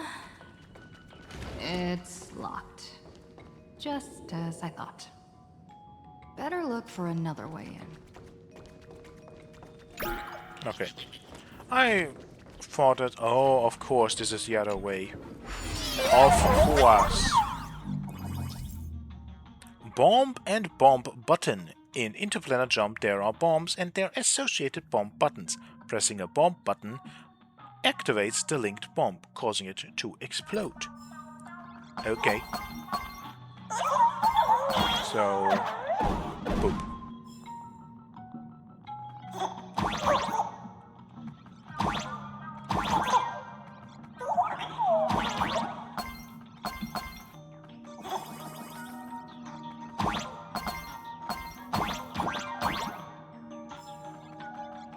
Haha.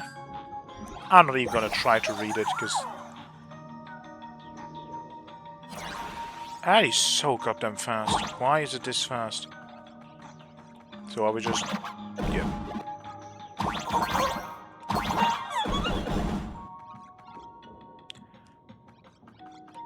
Press down and jump to pass through platforms. Yep. That is something I already figured out on my own.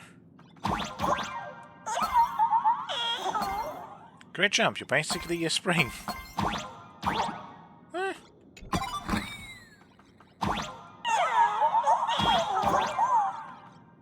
I mean...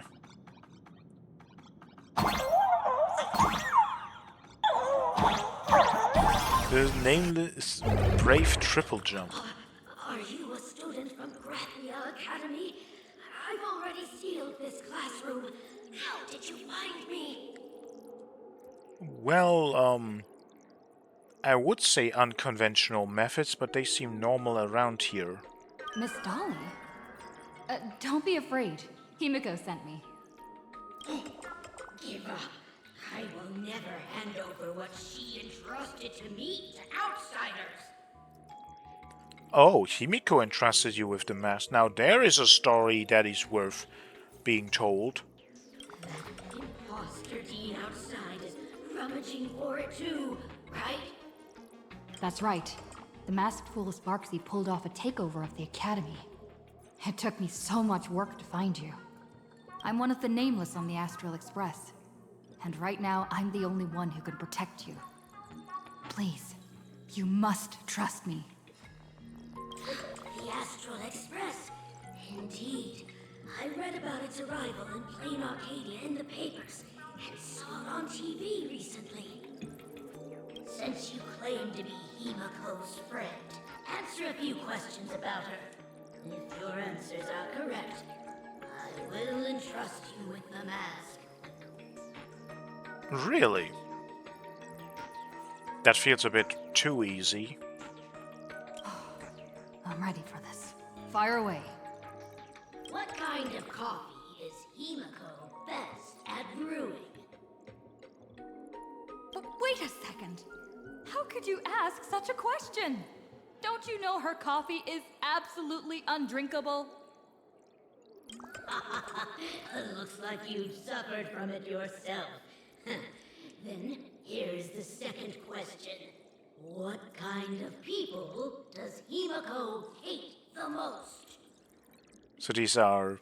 because we have a reaction to it, we know, like, that's like the best thing. It's like... Miss Dolly knows about how Himiko makes her coffee, and therefore she's like, no one is gonna drink that. But exactly, like, saying that is just proving that we have come in contact with this side of her, right? A real chatterbox with a silver tongue. Word is, she even managed to kick a nameless off the express because of that. I may not know much about her time on the express, but that does sound just like the bossy vibe she had back in school. Very well, I can almost trust you. The final question.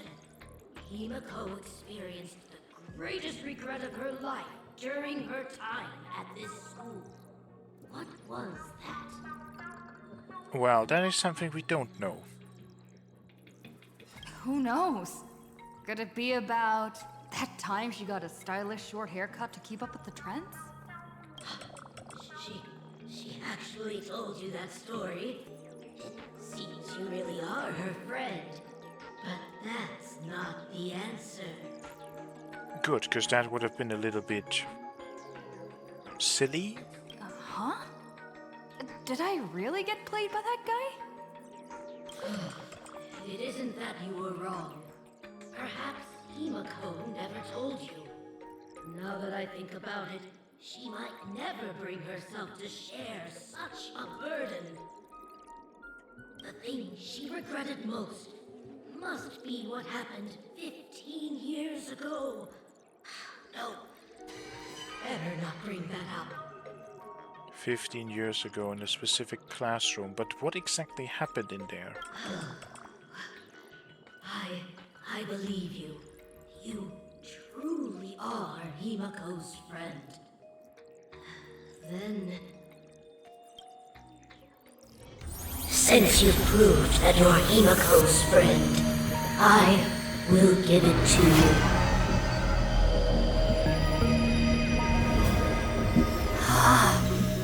Wait, if you're right next to me, then who's this?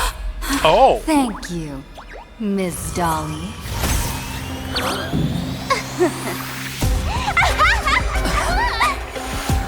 The mask is mine now! What? I actually let myself be fooled by such a cheap trick? Okay. Two things. First of all, why is Miss Dolly so quiet? Secondly, that was a cool twist. Because, like, we were on the outside trying to get in. And we got in a way, and, like, fooling the player like that, that's cool. That's, like, an actually cool move. That was a good twist. Like, that was a good one. You two came much too late. Sorry, Miss Dolly. Darn it! Sparksy got ahead of us again! But how could she know so much about Himiko? Maybe she actually got to our memories. That man with glasses seems to have no issues with becoming a teacher. Once I took your forms and chatted with him, I got everything I wanted to know. Oh. Weld is a chatterbox. Or just lonely, which is kinda sad. Sometimes trust among companions can be quite dangerous. Now you've done it! How dare you trick Mr. Yang! Oops. Swapping avatars is as easy as slipping on a shirt for a streamer. Most people only care about appearances anyways. Isn't that right, Nameless? What did we say? How dare you turn into me? Okay, yep. You have really made me angry. She can't run away anyway. So, why don't we take the mask from her by force? I have a feeling that it's not gonna be that easy. Woohoo! Congratulations! You figured out my weakness. But the mask of elation that has been worn is like a clip movie ticket. It only belongs to the one who used it first during the Ventus Moon Games. Seems you're completely unaware of such simple common sense. How sad. Interesting. What? Astral Express out! The only one worthy of joining the games is the adorable Sparksicle. That makes it even weirder that these are physical objects. If, like, just putting them on makes them, like, completely irreversibly tied to you. Like, you're now part of the games and there's nothing you can do with them. It's just like, why can they so easily be acquired?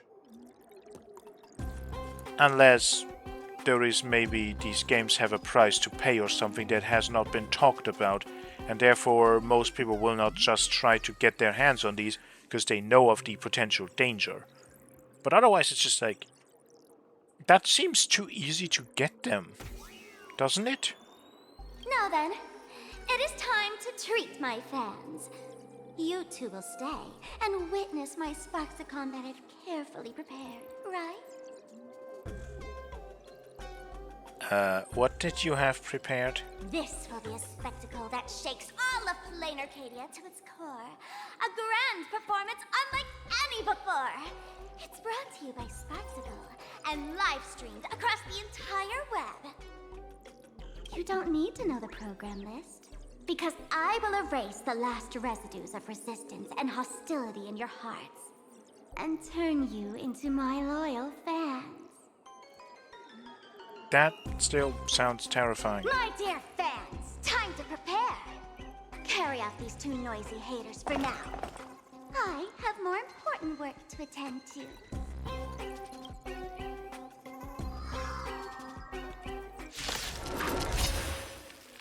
My dear fans, Are they actually different? charmed by me. Fight for me. Give me all your joy, sorrow, and obsession. Give me every last drop of it.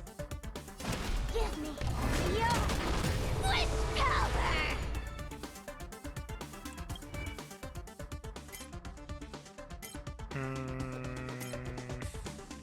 No, it seems to be the same.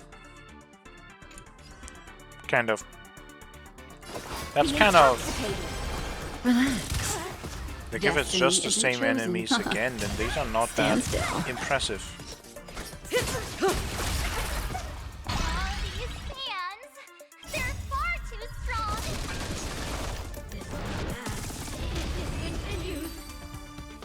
Oops. I should have maybe let the dialogue play out. Do not worry, I will lend her a hand. Darkness drapes over you like a canvas, and when it lifts, you find yourself somewhere else. What Is this happened? the archive room?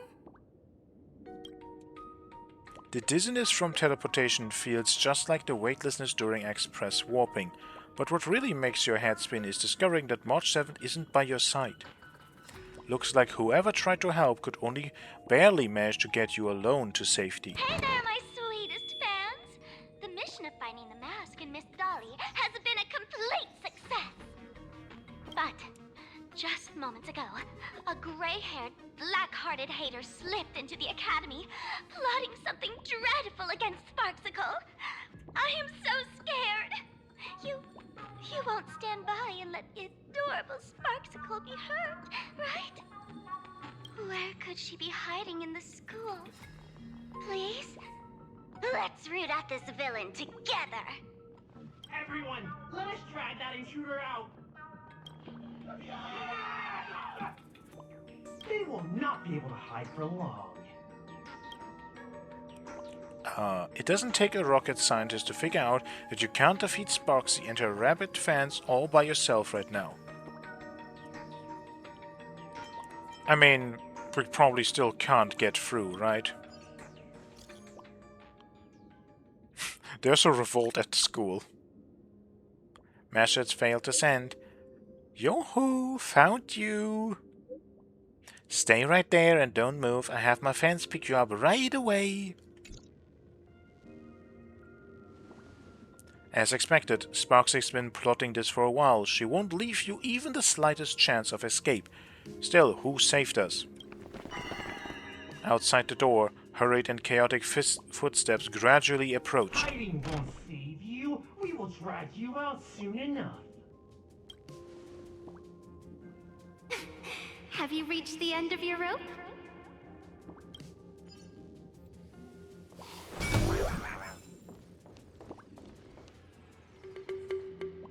It's a poster, jarringly out of place, has appeared on the archive room's blackboard. You swear you hadn't seen it the last time you were here. Look closely at the poster.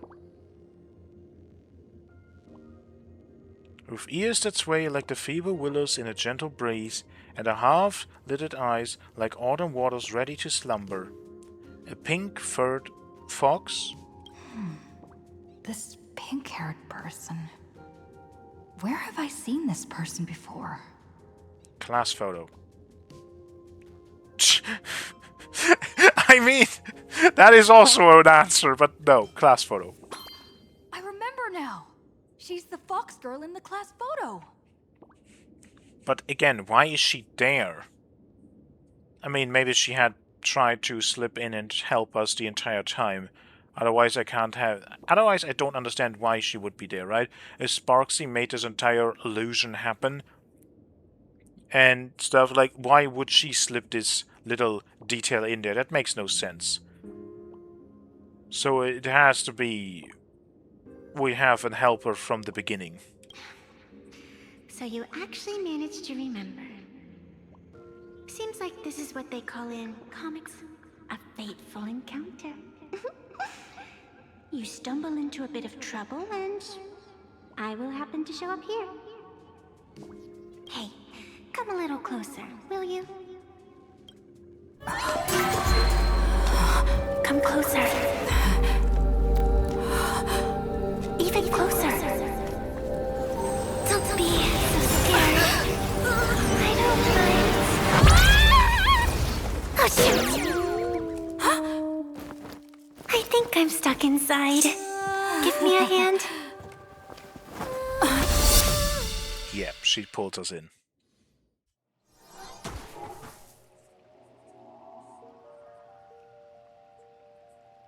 And we're in this place. What is this place? Two nameless came through here a few hours ago and asked the exact same question. I'll use their answers to reply to you. Interesting. Also, Sparksy's mask is now on there. This is a place in the world in Canvas, known as the Phantasmoon Courtyard. According to ancient texts, this is the heart of the Phantasmoon Games ceremony. So I guess over the course of all of the 4.x versions, with every update we're gonna have a few of these masks come into play, and we will have more and more players added to the final game, and only in like the final one or two updates we're really going to get to the actual games. Interesting, but sure, slow build up with massive payoff. That works. That's great. Gives us time to actually experience all of these characters and their interaction with one another. Oh, and one of those nameless is playing the part of a teacher at the school. Oh dear, was that a spoiler? That's not good. I mean, we already knew that. Greetings, protagonist. That's a weird way to say that, but okay.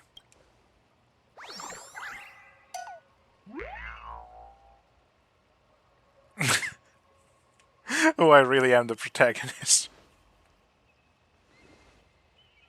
The protagonist? No wonder. You always feel like your life is full of incredible adventures, everyone treats you differently, and you somehow manage to escape death every single time. You have this vague, indescribable feeling that you're important to this universe. Well, I mean, I have theories and all that, but I can't sum them up in like 10 minutes, so I'm going to not say too much to this. And this girl summed you up perfectly with just one word, protagonist. No doubt about it, she's a genius. Greetings, Miss Fox. Technically, everyone is the protagonist of their own story. But you are different. You are the protagonist of the Fluffy Across the Blue, aren't you? Oh, the Fluffy is not Pom-Pom, it's a raccoon, isn't it? Galactic Baseball Raccoon? You do not really look like a raccoon. Again, it's more what's on the inside than what's on the outside. You don't have to look like a raccoon to be a raccoon. I forgot to introduce myself. You can call me Evanessia. Great seeing you.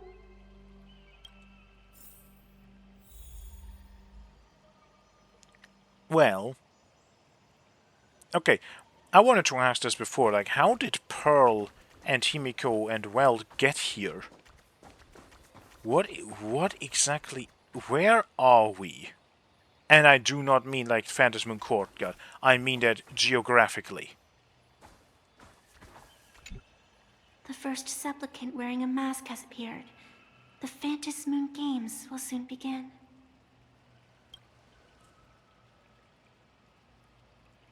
Who exactly are you? Do not be afraid. Just think of me as part of the audience. Like a reader following comics and cartoons. That does answer absolutely nothing. How do you know that? A bit of experience. Just like someone who has read enough comics can get superpowered battles and schoolyard romances without any instructions. Okay. What did you just say, Fluffy something? Do you seriously mean you've never read it? The comic that has taken this world by storm? I mean, we're new here, so we probably wouldn't really hear about that stuff. It is inspired by the adventures of the Astral Express, telling the tale of cute little animals riding a train across the cosmos. Fluffy across the blue. They actually made a comic about the Astral Express? Of course. This is plain Arcadia. Any story can be turned into a comic in here.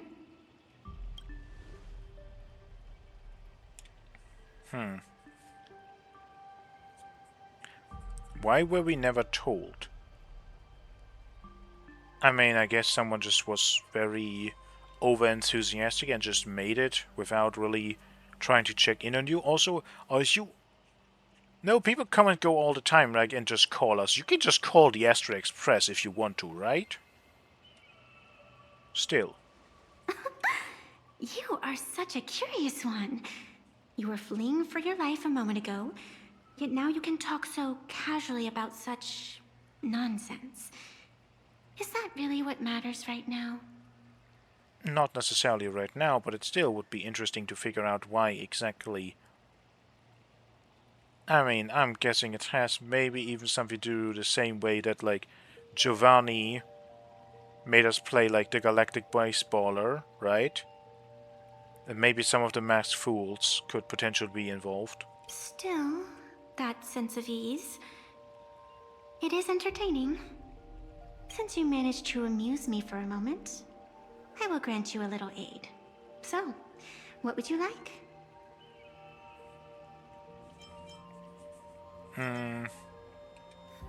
I mean, to leave the school, we probably have to take down Sparksy to escape her little whatever games she is playing. So, let's go and do that. You are hiring a killer? That will not do. We didn't say kill, we said take down. We just need to put her in timeout or something. The story is meant to stay wholesome. I can see it in your eyes, Miss Raccoon. He will not accept defeat.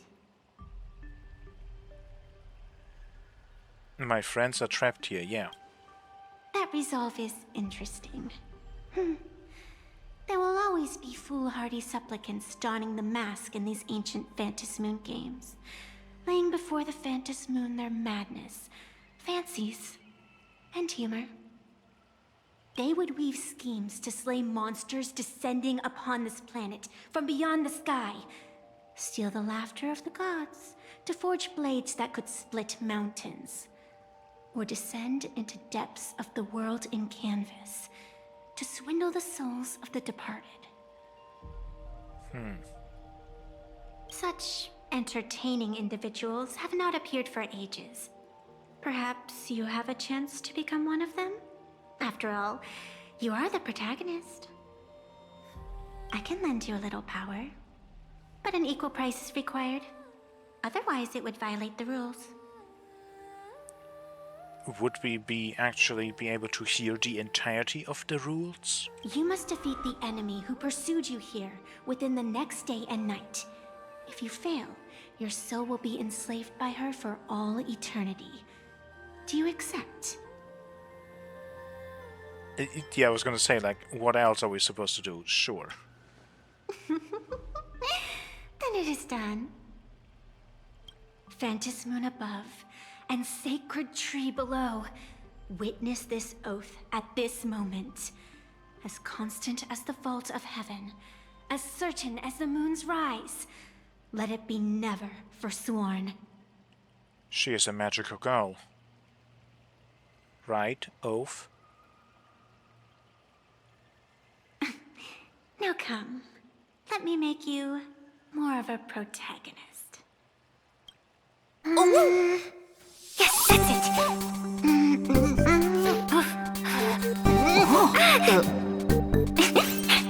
Change!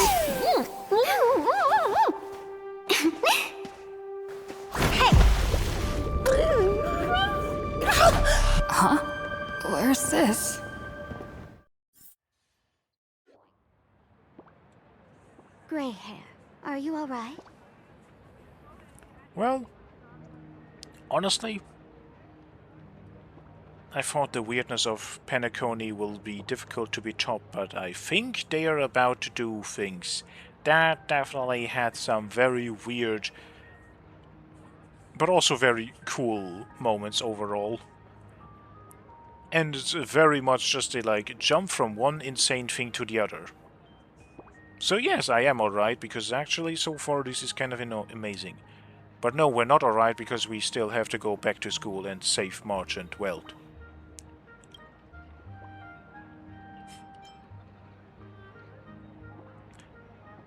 This is so much more interesting. What exactly is your actual connection to Sparksy? And now and then I do odd jobs here.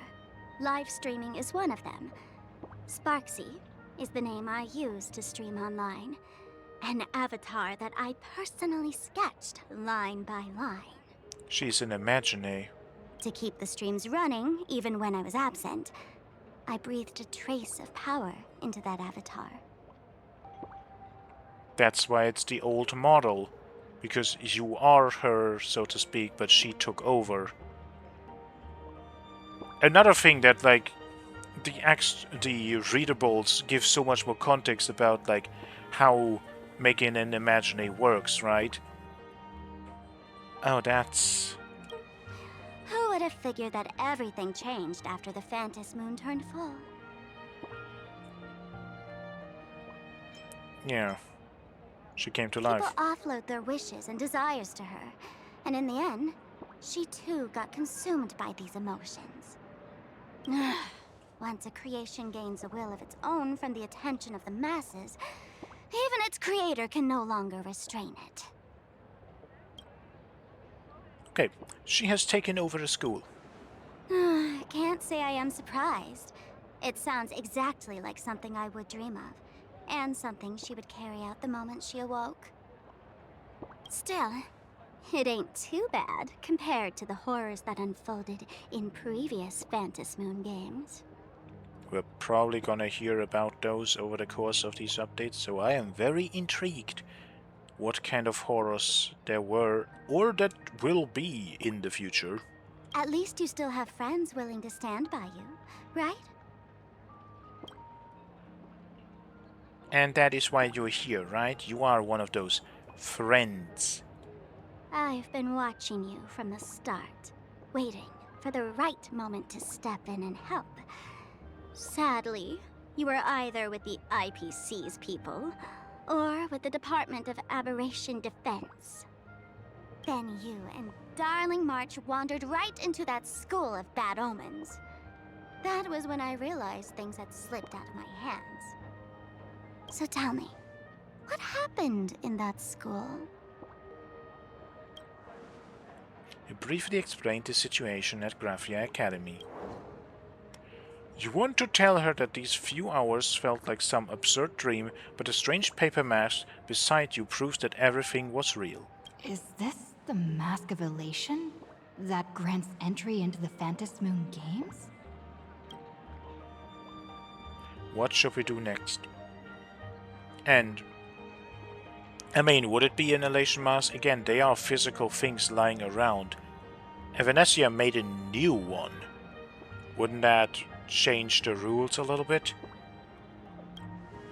What do you think? Call your companions on the Express ASAP. Or, since this is a civilized society, you could try phoning the Security Bureau. Yeah, but didn't we have full things of like... Sparksy literally told our wonderful little officer lady that the people who are the supplicants of the games are kind of out of the lore and can just do whatever they want, right?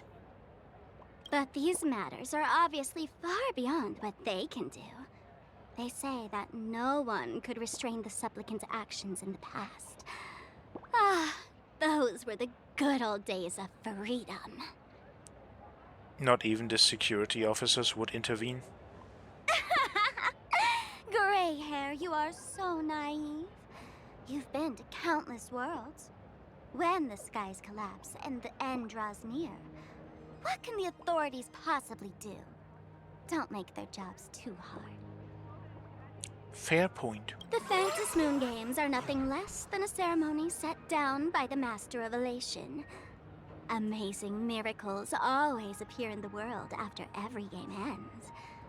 Like the birth of a new imagination, unthinkable phenomena, or a future brimming with hope. Perhaps you have heard this question. If the world's science and technology could leap forward by 100 years at the cost of a single kitten's life, would you kill the kitten?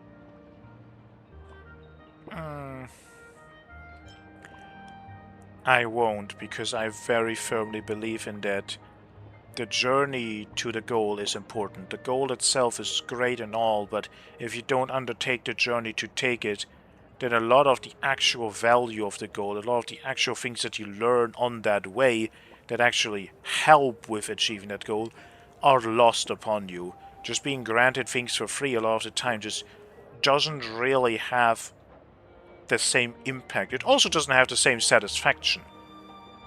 That also. So I'm very much someone who would say no. But clearly, plain Arcadia would.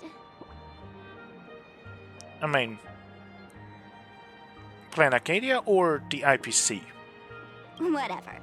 This is not the time to debate over ethics. Gray hair, are you gonna save Darling March and Mr. Yang or not? Absolutely. Himiko?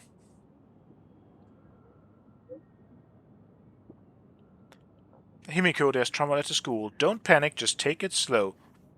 The mask's been taken. So much to take it slow. We will read in a moment once this comes to pass. Da da da da. Can we stop so that I can scroll up? Sparksy is Sparkle's virtual form when she loses control. Somehow this thing gained self-awareness and could even break into reality. She's taken control of Graphia Academy, turned all the students and teachers into her fans, and even snatched away the mask you told us to bring back. Now both March and Mr. Yang are in her hands. Is the Phantom Moon Games always this crazy? A game to please the masses and a disaster that spares no one are two sides of the same coin. Each Phantom Moon Games is like flipping a coin left to us by the elation. No one knows which side it'll land on. Stay put somewhere safe and don't move around. I'll come meet up with you now.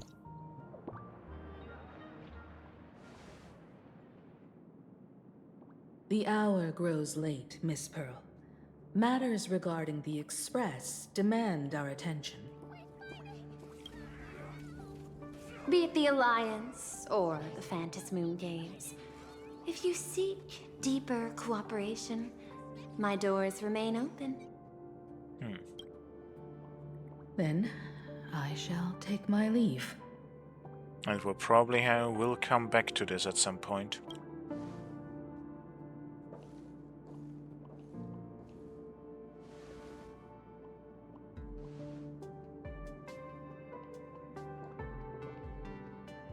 How intricate human social interaction models are. My extrapolations still cannot account for the full strategy tree of the Astral Express. Because, I mean, we are not just operating on logic though, we are humans. So I don't think you will ever fully do that. Master, General Yao Guang of the Xianzhou Yuchui is here to see you. Shall we have her wait? Also, wait a moment. If Dan Hong is actually potentially at the school, maybe he just isn't. Maybe this is just a memory. Actually, I thought about it. What is with Sunday? Those two are probably actually safe then. I kind of forgot that he and Sunday were together. Right. Thank you for reminding me of what those two were doing. So probably we don't have to worry about them. No. The Xianzhou will also become a key ally. Only through enough contact and emulation can we hope to comprehend their methods and strategies. That's gonna be interesting. Conclusion. I don't think I'll be able to keep copying the painting for the rest of today. Let General Yao Guang in. Are we going to actually see this talk, or is it just gonna be implied? I am the honorary dean of the Omniscience Sapientia Academe, master of the Decalite Reflection Barrier, bearer of the Xianzhou's intangible cultural heritage, the Sparrow-shaped Fist, and the Seer Strategist, General Yao Guang. Do you always introduce yourself like that? Thank you for seeing me despite your busy schedule, Madame Pearl. For a moment, I nearly mistook your words as a fault in language processing. I believed you had brought the entire delegation inside. I mean, that is definitely a weird way to introduce yourself, right? You were invited to someone else's home and you come in and they're like, I have 15 titles and I have to share them, putting much more importance on you than the person welcoming you. That alone definitely sends a message. So, Few Intellitrons in the cosmos have a sense of humor. I have heard that, like that genius, you are one of the many wonders wrought by the celestial differentiator of planet Scrulum. Meeting you in person far outshines your reputation.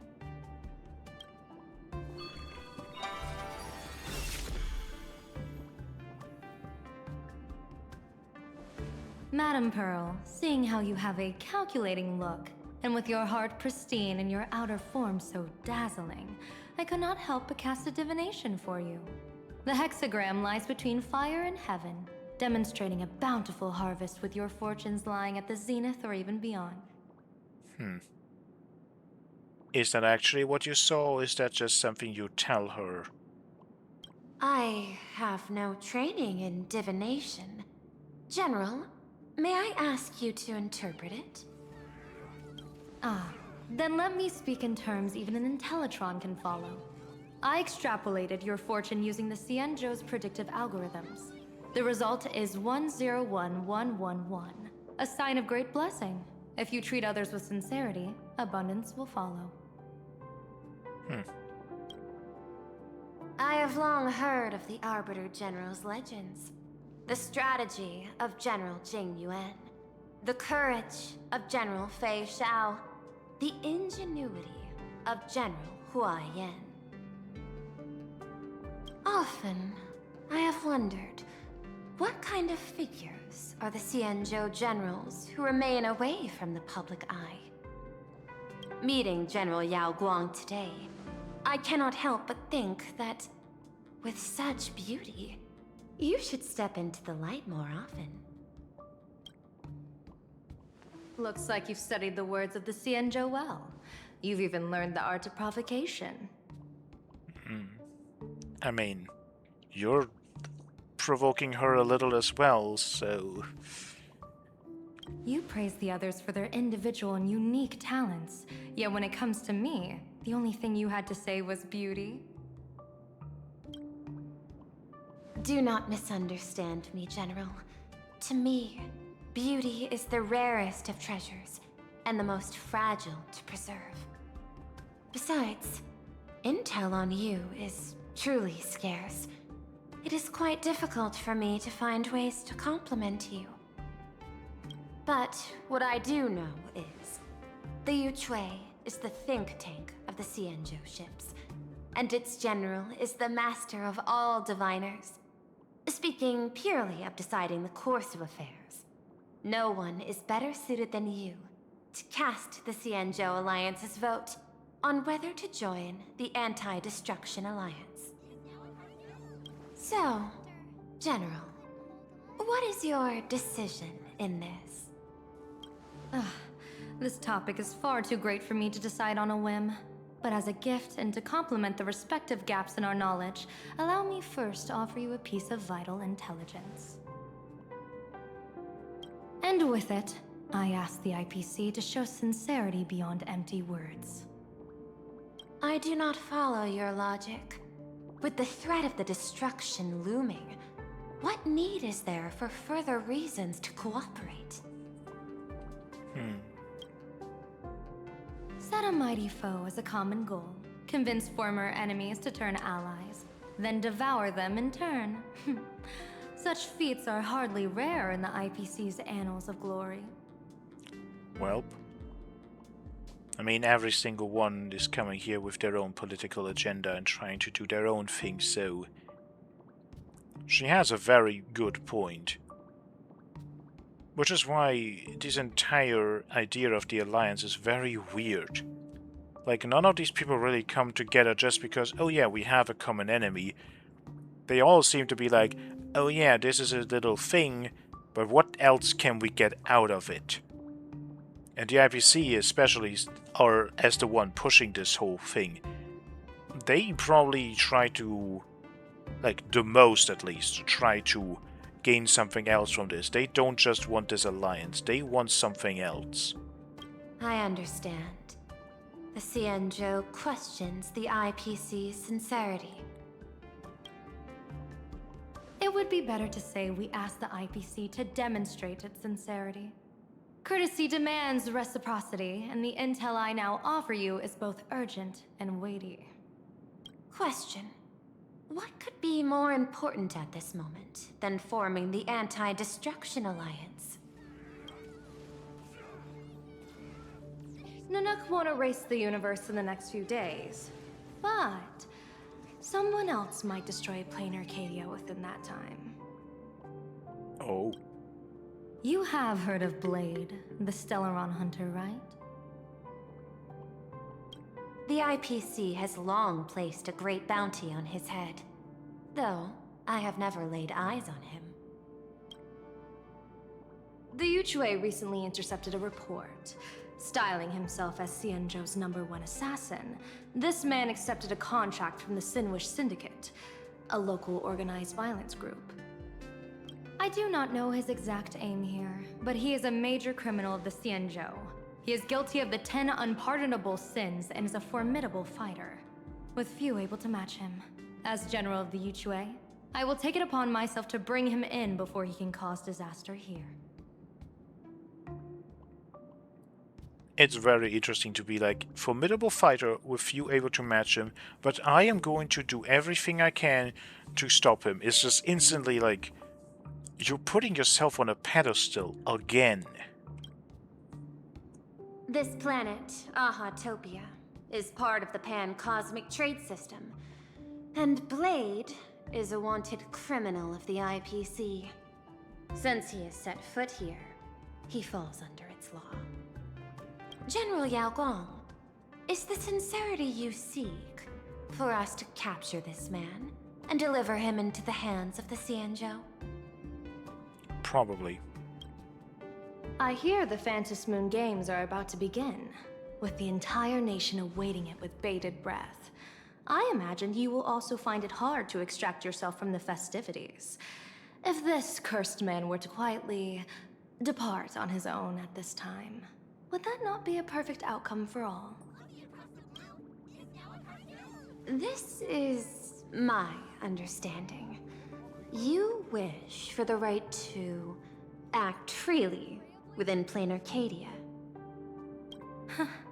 Apart from this cooperation, what better proof of sincerity could there be before we join forces against the destruction?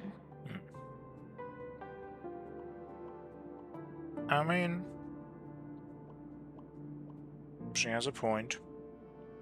But also we know that she definitely has her own things that she wants. And this is not the actual prime goal why she is here. This is just an affront that perfectly fits to give her a reason. Deal. What I do not doubt, the might of an Arbiter General.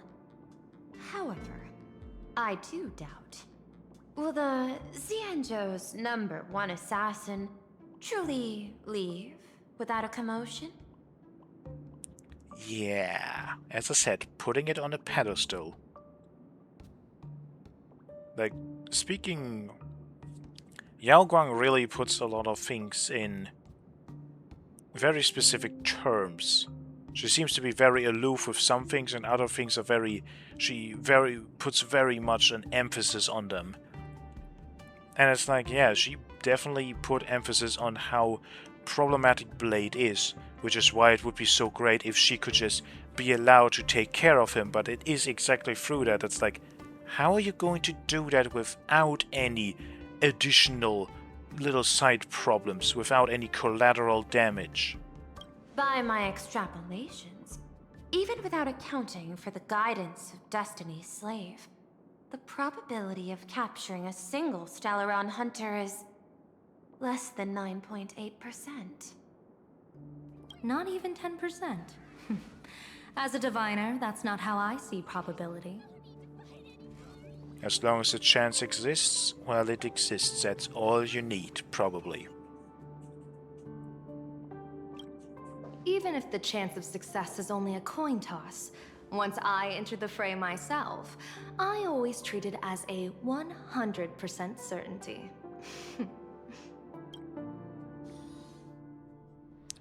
Oh.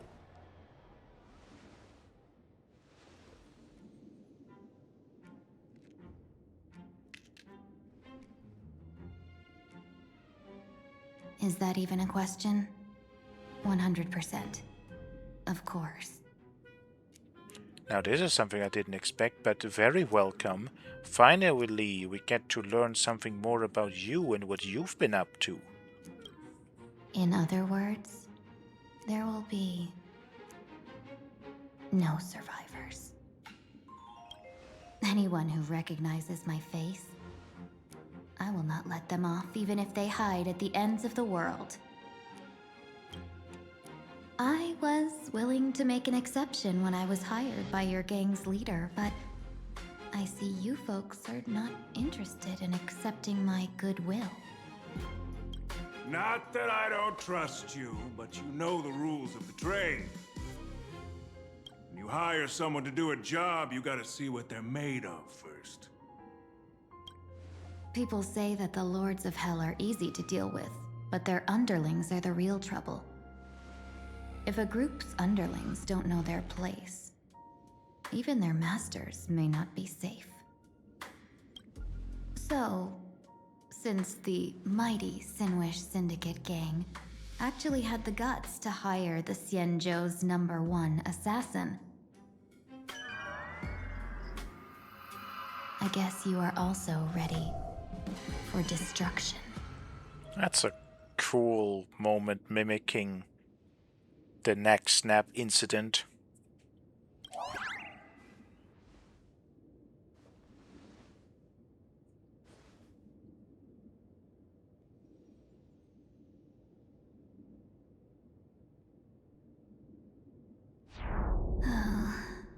Years of wandering have given me nothing but exhaustion. And I have finally come to know how harsh the road of life truly is. Impersonating the Xianzhou's #1 assassin. Madame Yao, you really stuck me with a wonderful task. Oh. So Blade isn't supposed to be here, or maybe he is, but these two just kind of were a little bit faster. That's okay. Not long ago. Please take great care during this mission, Miss Tingyu. If any misfortune should befall you, I would have no way to answer to your Helm Master Yukong. You worry too much, Madame Yao. When I pledged my resolve to Madame Yukong and departed for the Yuchue, I had already steeled myself for the worst. But, may I ask, does this task of misfortune really have to fall upon me? I cast a divination today. This task lacks the fire element. Without the Whistling Flames Ambassador's knack for diplomacy, this task cannot succeed. The place you're heading to is crawling with gang members. If they pick a fight, you can try to drop the name Xianzhou's #1 assassin, and they might step aside. Do not worry, General. I have journeyed far and wide with the merchant guilds for years and faced no shortage of danger. A handful of gangsters is hardly difficult to deal with. If you're not afraid of danger, then why have you not set out yet?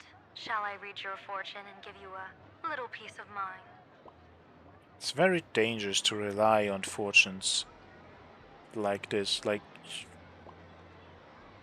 Yaoguang is very clearly all about being sure, right? She is incredibly self-assured that she can do it.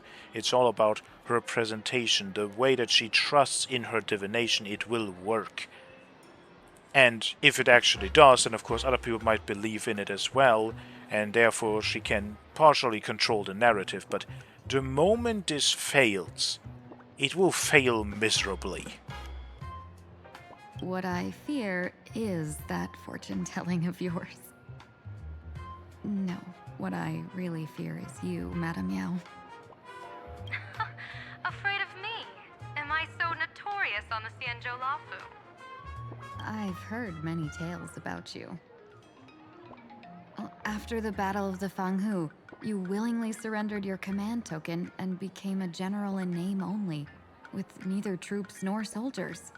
They also say that the seer strategist, for the sake of a tiny chance at victory, stood by as her mentor went to a noble death, treated the countless lives of dead verdant knights as nothing more than numbers consumed in her divinations, and even doomed an arbiter general. We saw that in her trailer.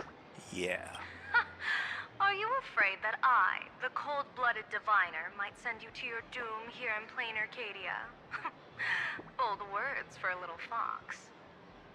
It's just a bit of my curiosity about you, General. I hoped you could clear up a few of my doubts. Seems like I wasn't wrong about you. Few can face a Xianzhou general with such composure and dignity. No wonder you can make such a bold statement. The gods use humans as pawns in their cosmic game, sacrificing countless innocent souls. Have you ever thought about making them pay? They say you survived a Lord Ravager's deadly clutches thanks to luck. But I believe it was your unbreakable resilience that carried you through. Probably a bit of both. You flatter me, Madame Yao. One must glean some wisdom to be worthy of enduring such a life-and-death ordeal. If we surpass the gods only in cruelty and heartlessness, then that would be our complete failure in my eyes. Excellent. I couldn't agree more. Miss Ting-Yoon, you've passed the interview. Ever since I escaped death, I swore never again to be a pawn for heartless chess players. And Madame Yao, you've passed my test too. I know you're not interested in empty talk, so let's get down to business. Miss Ting-Yoon, our Yuchue business delegations are treated much better than what you get on the Lafu when they set out on official missions. They get 5 meals a day. Instantly being like, hey, since you seem to be okay with working for me, why don't you come work full-time? General, I really don't have such a large appetite. For the duration of the delegation's mission, you'll receive 6 times the usual allowance, and all expenses will be fully reimbursed. Such a generous offer. To be honest, that makes me even more nervous. Head to Dovebrook District, locate the Sinwish Syndicate contact, use the passphrase you gave me to establish contact, and do not reveal my true name. If there's nothing more to it, is this task really worth 6 times the pay? You're the kind of talent worthy of such a reward. After all, we diviners are no different from you merchants. Even when we hit a dead end, we still have to bargain and carve out the faintest chance. Merchants strive for profitable opportunities, while diviners reach for a sliver of luck. Confidence. Fake it till you make it. That seems to be pretty much at least a big chunk of Yao Guang's approach to things. Looks like my mission bears significant weight in Madame Yao's reading of fate. In that case, I shall depart. When in doubt, open the 3 strategy pouches I entrusted to you. Inside are tactics I divined, certain to break any deadlock and aid your journey. Go, Xianzhou's #1 assassin. Time to get down to business. Where could the Sinwish Syndicate be hiding? The contact from the Syndicate should stand out. Blazing hot. Fire. There's a part of me that's like, should we actually play with Fugue? Can you really handle the heat? But I think that's more a thing for the break account. Please, tell the boss I want to return to the Sinwish Syndicate. Ma'am, maybe it's time to rest in peace. Don't you remember dying during that mission a few weeks ago? The you right now is just a lingering obsession left behind after death. That must be one of the weirdest talks ever. Like, can you imagine, in just a normal work environment, your colleague dies in a terrible accident and comes to work next day as a ghost, and like, nothing happened and just tries to still do their job? Like, that must be such a weird and harrowing experience. According to the provisions of the Fey Kind Protection Act, ghosts are not considered the same as they were while alive. In other words, you are a new Imagine, barely 3 months old. Huh, why is that? Because they are the same person. They are literally the person. They're just dead and probably not that physical, but like... interesting. Are you a lawyer or a gangster? I gave my life for the Sinwish Syndicate, and now you mean to shut me out? That feels too much try hard to be a spooky ghost and doesn't really fit the vibe, but okay. These two are members of the Sinwish Syndicate? Don't you get it? The old you's dead, and even your criminal record got wiped clean. The leader's trying to say that now you've got a chance to keep to the straight and narrow. You shouldn't come back to the gang. Wow. That is, considerate. How am I supposed to convince you? Hey, Fox Girl, you eavesdropping over there? I mean, yes. I'm just a Xianzhou person here to talk business. Could you tell me which way to the Sinwish Syndicate? I come from the Xianzhou to discuss a deal. A deal that wears me down, yet tears my enemies apart. Business? From the Xianzhou. The Sinwish Syndicate office is just across the river. Have a safe journey. Office. Are you... I don't know how gangs work, but do they have an official office you can just go to? He doesn't seem to have understood the passphrase. But the news that the Xianzhou's #1 assassin is coming has already spread through the organization. I don't know. That feels a bit weird.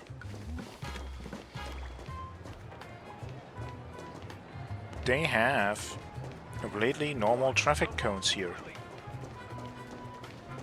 I mean, they also have more well-behaved traffic. Well, we had magical gold, so why not? We're not gonna attack that without a reason. Not now, at least. Those But people over oh there, well, what the hell. are they also members of the Sinwish Syndicate? Hello. Bro, how much longer do we have to wait? What, are your legs giving out? Idiot. Boss told us to wait here as a show of respect. Now behave yourselves! Could that big guy be the contact from the Sinwish Syndicate? Hey, you fox over there. You've been staring at us long enough. Got something to say? May I ask, is this the Sinwish Syndicate's turf up ahead? Yeah, so what? I should act tough and say less than what I want to say.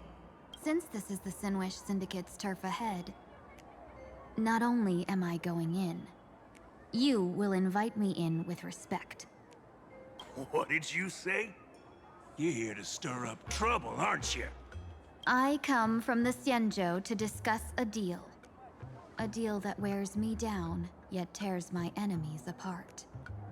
You're the guest our boss invited? Hold on. I nearly fell for that. Looking all delicate. How could you possibly be the Xianzhou's #1 assassin? Spill it! How did you know the passphrase? Why don't you take off your sunglasses and let me see if you still have your eyes? The Xianzhou's #1 assassin is nothing more than a nickname coined by the common folk. I have always considered myself a merchant. A merchant? Isn't a hired killer the oldest trade in the world? A merchant of death.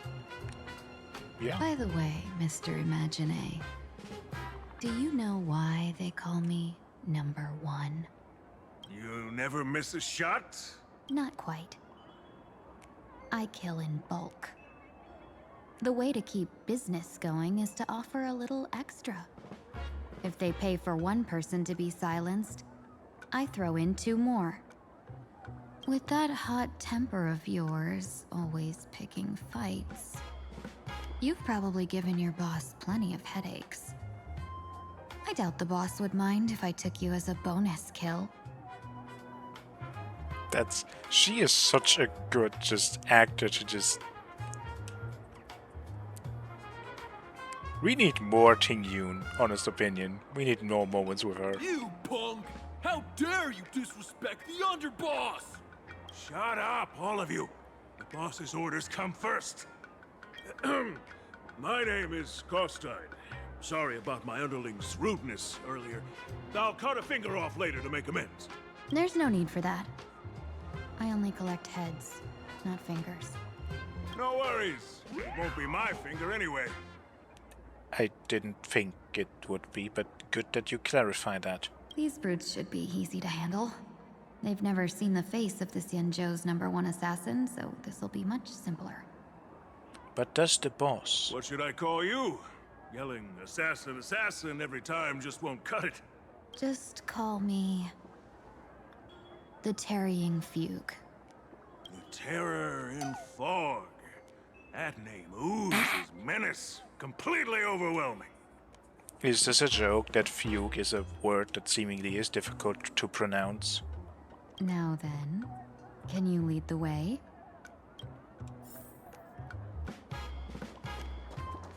Basket. Not basket. Baseballer. Baseball raccoon. Ooh. That was a cool event. Are we gonna get some more of that over the course of Planacadia? That could be quite good. I gotta be honest, I just kind of love how lively these streets actually feel. That's the Sinwish Syndicate headquarters across the river. Quite impressive, don't you think? Please, follow me. That's not a Okay, yeah, sure. Our gang headquarters is the absolutely obnoxiously bright, tall, very, very, very well illuminated building with special designs up front. You can't miss it. Again, I have no idea how gangs operate, but like, is this how you do it? Is this the passage in the painting? Of course. The Sinwish Syndicate has it under our command for now. Are we gonna become a raccoon even if we go like this? As another person? Or are we gonna... Yes. Kind of hope to become a little Ting Yun. Ooh, and the moon is sleeping. Wait, it's night and the moon is sleeping. What the? An item in Interplanar Jump that restores all jump energy when obtained. Obtained jumping energy orbs will reappear after landing safely. So jump, jump, and we get another jump. Oh no, we can multi jump. Right, we have triple jump now.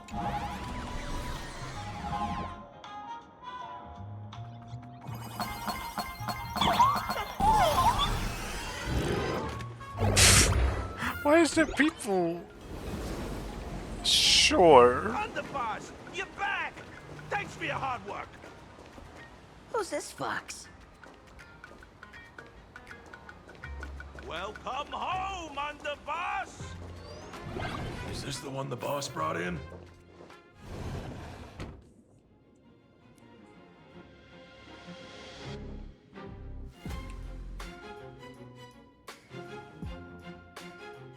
Underboss, I mean no disrespect, but is this frail woman really the one the boss invited? Well, for now, yes. That's right. Her name is the Terror in Fog. Spread the word that the Sinwish Syndicate has secured the Xianzhou's #1 assassin. Underboss, beat me if you want, but I gotta say, are you serious? Are we really counting on this delicate woman for the Phantom Moon Games? The Phantom Moon Games. Is that why they hired a Stellaron hunter to do their bidding? These Phantom Moon Games are a once-in-a-lifetime chance for the Sinwish Syndicate to rise. This woman doesn't look like she has what it takes, and we're trusting her. If she blows it, how are we supposed to save face? Underboss, we haven't been duped, have we? If word gets out, the other gangs will laugh us out of town. All of you, shut up! Useless. Lady Terror in Fog would wipe the floor with you even if you all came at once. Since you doubt her, why not let Lady Terror in Fog show you a few moves? Lady Terror in Fog, what do you say? I can find you a few sparring partners. No need to hold back. The more he says that name, the worse it gets, honestly, which I find funny. I thought you were naive, but looks like you're just playing good cop, bad cop to test me. Ah, I'm neither good nor bad. Just opportunistic. Sure, it's all in the perspective. Still playing dumb, huh? Boss of the Sinwish Syndicate. Your people wouldn't be doing this on their own. I know you can hear me. I came for business. Making friends would be a fine bonus. But if not, that's fine with me. If you still want this deal, cut the tricks. Real expert is something else. You speak with such overwhelming presence, though we barely understand a word. Come on, show us a move. We fight and bleed every day, and that's the only way we'll be convinced. Oh no. These brutes are not interested in a win-win situation at all. Nope. When in doubt, open the 3 strategy pouches I entrusted to you. Inside are tactics I divined, certain to break any deadlock and aid your journey. Looks like it's time. Huh? Well, what is the great, wonderful wisdom that we have been provided with? Just keep alive and open the 2nd strategy pouch once you're done.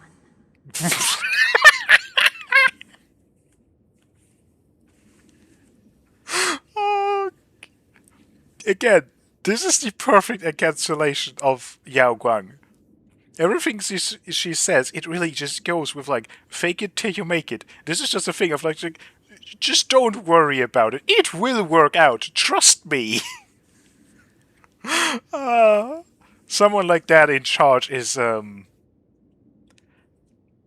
mean, again, it's a double-edged sword, right?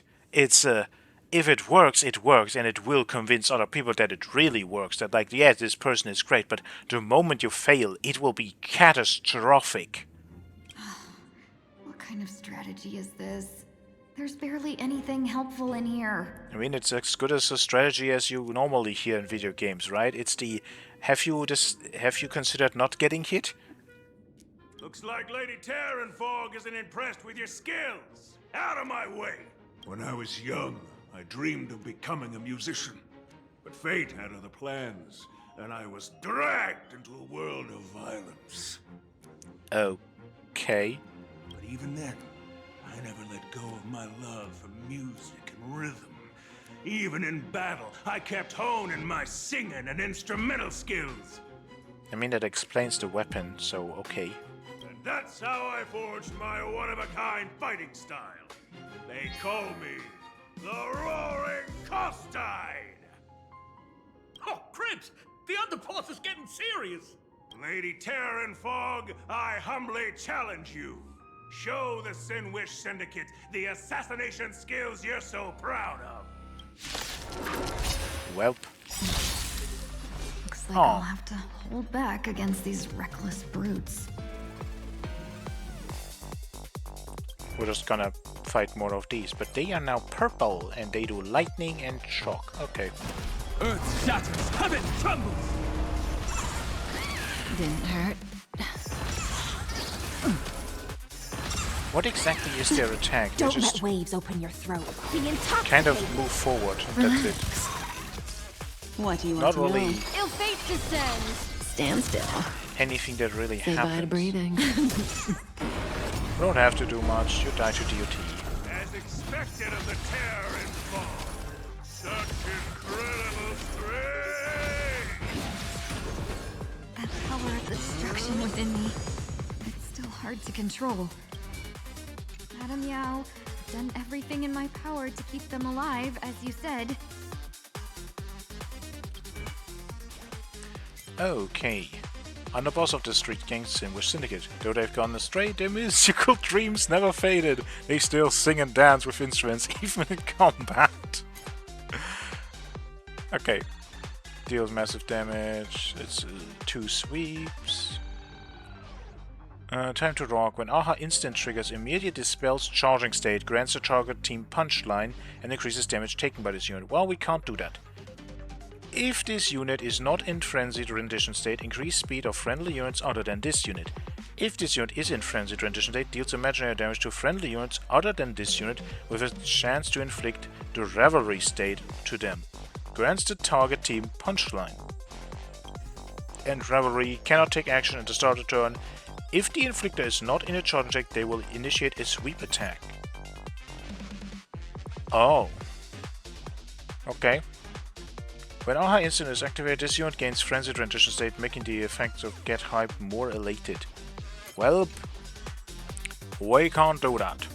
Dragons soaring above the land. So, This is permanent. hit it till it dies is the strategy we have chosen. In the abyss. And the only strategy we can your do. cries rise.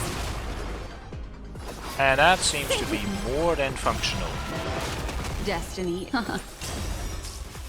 I mean, why am I saving ultimates? Want to take your life. Back down while you still can. A true warrior of the Sinwish Syndicate fears no death. Don't underestimate my resolve. Underboss, bad news. 2 more weird dudes just showed up. Oh, hello there. Well, my question has been answered. No, we do not have to worry about Dan Heng. He is completely fine. And why the hell are you here? I mean, you're supposed to go after Yao Guang, right? So... how did you figure out that we had something to do with her? Cut your bull, I can see for myself. Never thought visiting an ally would mean crashing into a local gang's hall. What do you mean crashing in? It is very clearly, very obviously a giant building with lights and whatnot. Like, how can you just accidentally wander in? Oh. This will take some explaining. What a twist of fate. But for us to reunite with an old friend here? So be it. Be happy, Danny. This is our foxy cheerleader. This is the greatest person we have ever met on our journeys. Actually, we have never really, like, met her at the start, right? But still. You two, stand down! Listen well. This will be an honorable duel. A duel? You dare duel a Xianzhou? Xianzhou's #1 assassin? And you still dare to act so brazen? Huh? Play along, you two, even though these are definitely not the two people to do that very well. Wait, What do you mean, Xianzhou's #1 assassin? Who exactly are you? Even a cunning hare keeps 3 burrows. Who ever told you there was only one Xianzhou's #1 assassin? I mean, the #1 kind of implies that, doesn't it? So, there are 3 of you? No, it's 300. Times have changed. The title Xianzhou's #1 assassin is already a brand. At my side stands... Do we get cool nicknames? the organization's 7th-ranked Holovian Reaper, the Winged Death Knell. He sends every target into the sweetest sleep of death. And this one is the 2nd-ranked assassin in the organization. A ruthless killer surpassed only by me. His spear strikes like a falling star, and his presence soars like a dragon. They call him the Jade Dragon. Better than Cold Dragon Young. We are moving up slowly. Then you are... You can call me Whistling Flame Fox. I humbly hold the top position in our organization, though I mostly handle business relations and HR work. Hard to believe, isn't it? Come on, madam. It's pointless to say anything now. If you want this gentleman to know you speak the truth, let our brother show off a bit of his spear work. That will convince them. I say, there's no need for that. Oh, are you the boss? Course, Tide. You insisted on testing them and got nothing out of it, did you? If you had let them meet me sooner, none of this would have happened. Boss! I cannot hand your grand enterprise over to people we know nothing about. You are the one who hired us? The boss of the Sinwish Syndicate? That's me. I am Polewave, current leader of the Sinwish Syndicate. My apologies. Our gang is full of roughnecks. I will make sure they are disciplined. As for that business, we'll discuss it upstairs. Everyone else, clear out!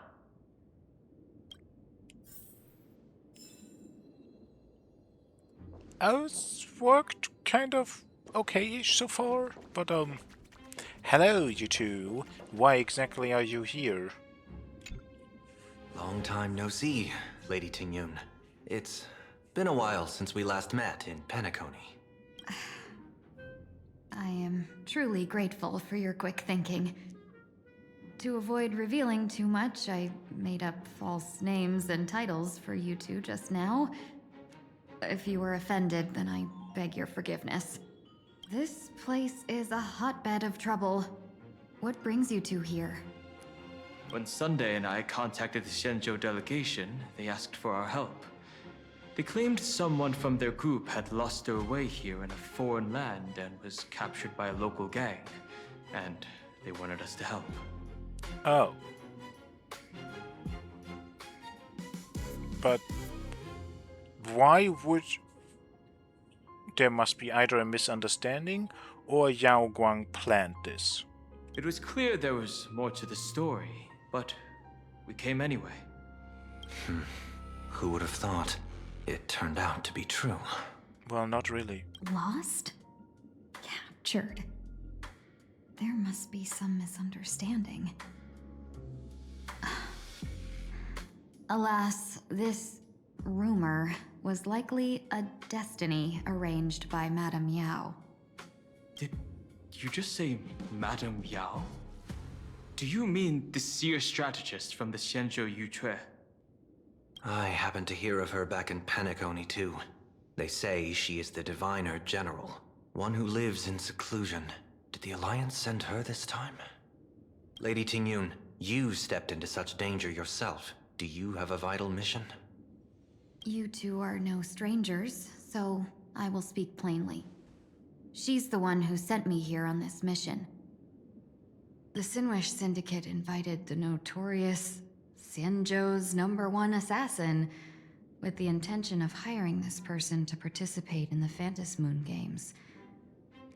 But the delegation's intelligence revealed that the person was none other than the Stellaron hunter, Blade.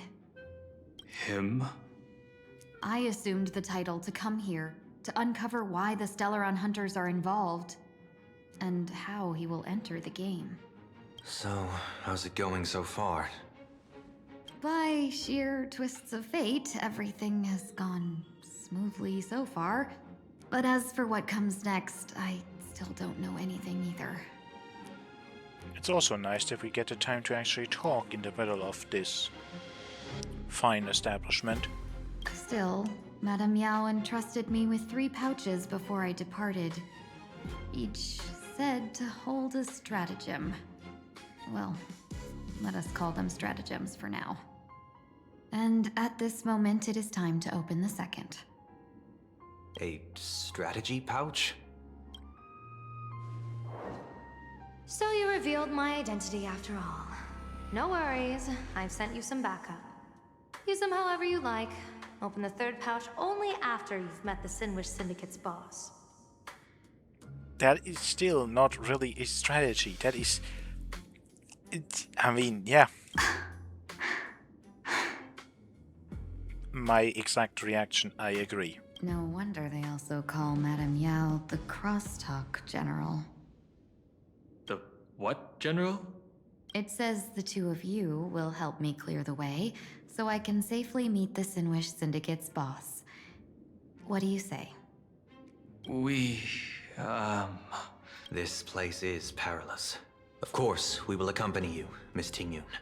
As for the Stellaron hunters, I too find them intriguing. Dan Heng, will you help me gather a bit more information? Of course.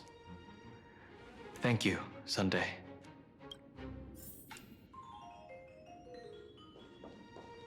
Well, that is, like, the plan is really just confidence. I gotta say, this place is decorated with a touch of style. The gang does not always flaunt brute force. More often, they need to flaunt wealth. Okay.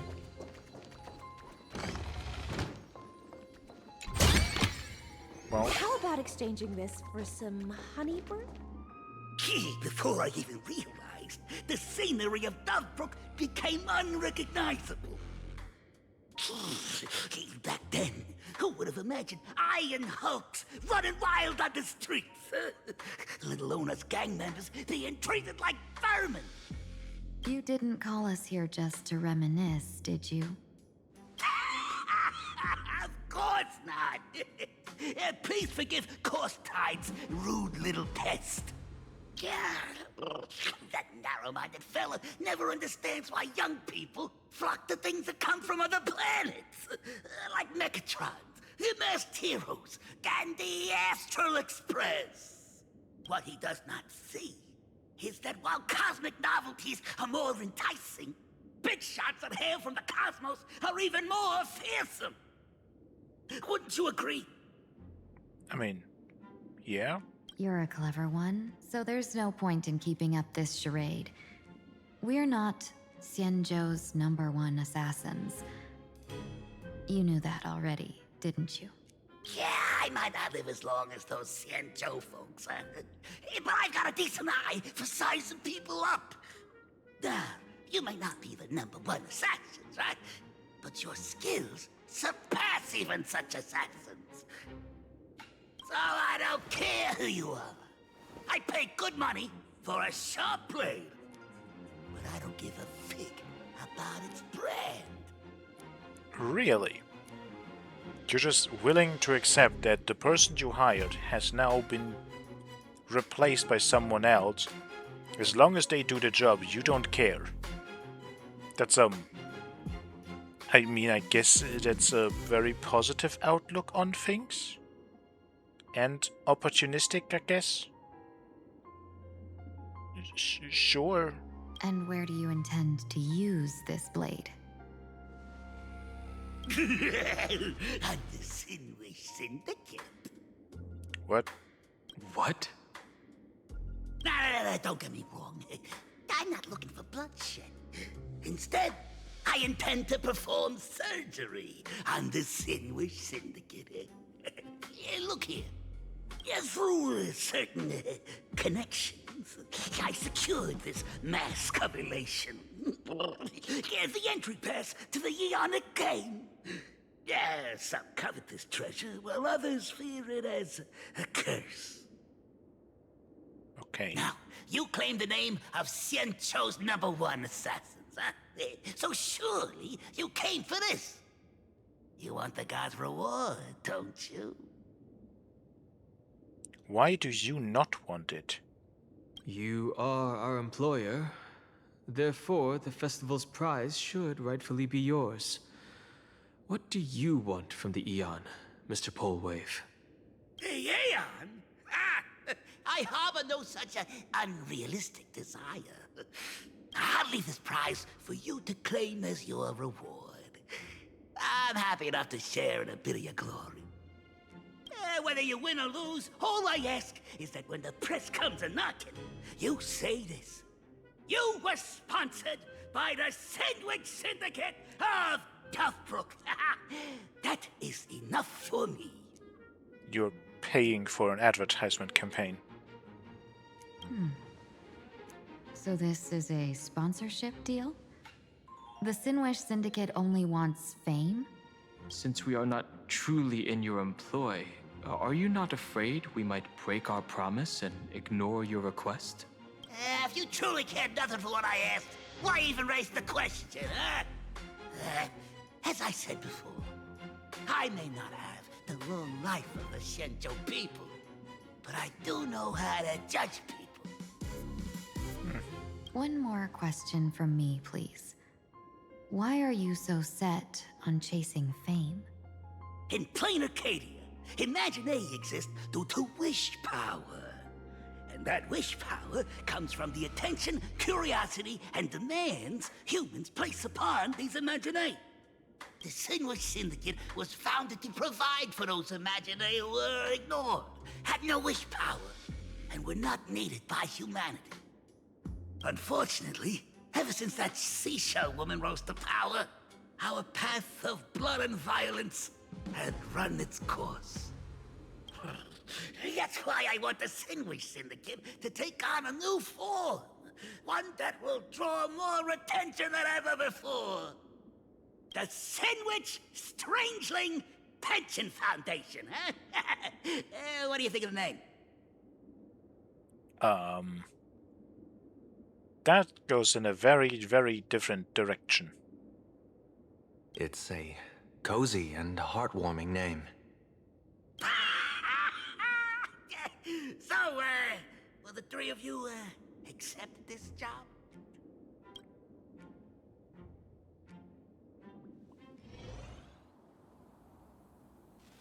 Moment later, somewhere in Dovebrook District. Mr. Polwave's goal is surprisingly grounded. Yeah. A gang leader won't survive this long by relying on bodyguards. It's about having a sharp instinct for survival. He wants to launder his gang clean, but that will not be easy. In my view, the underboss may not see eye to eye with his boss. From what we've seen so far, probably not really. My thanks to you both.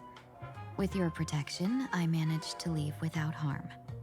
But then again, maybe he can now pursue his music career.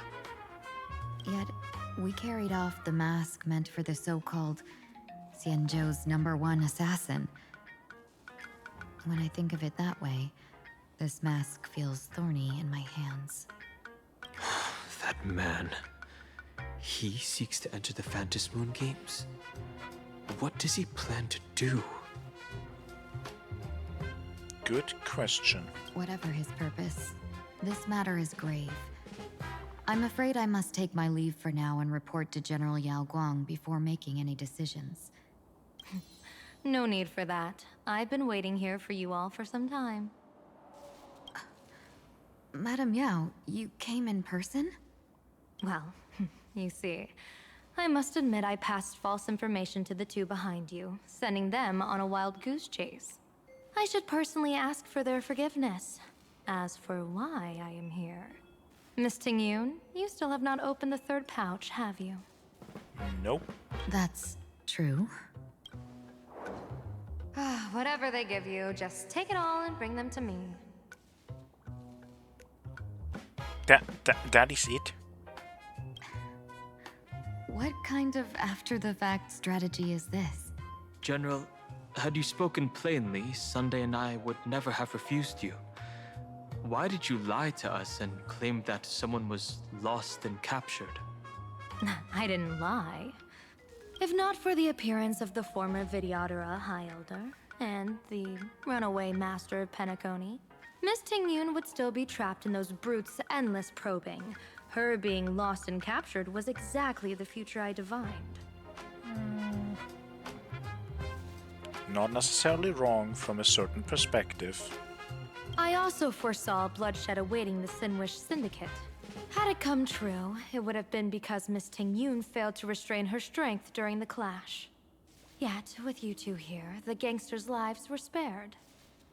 You even foresaw the anomaly with my body.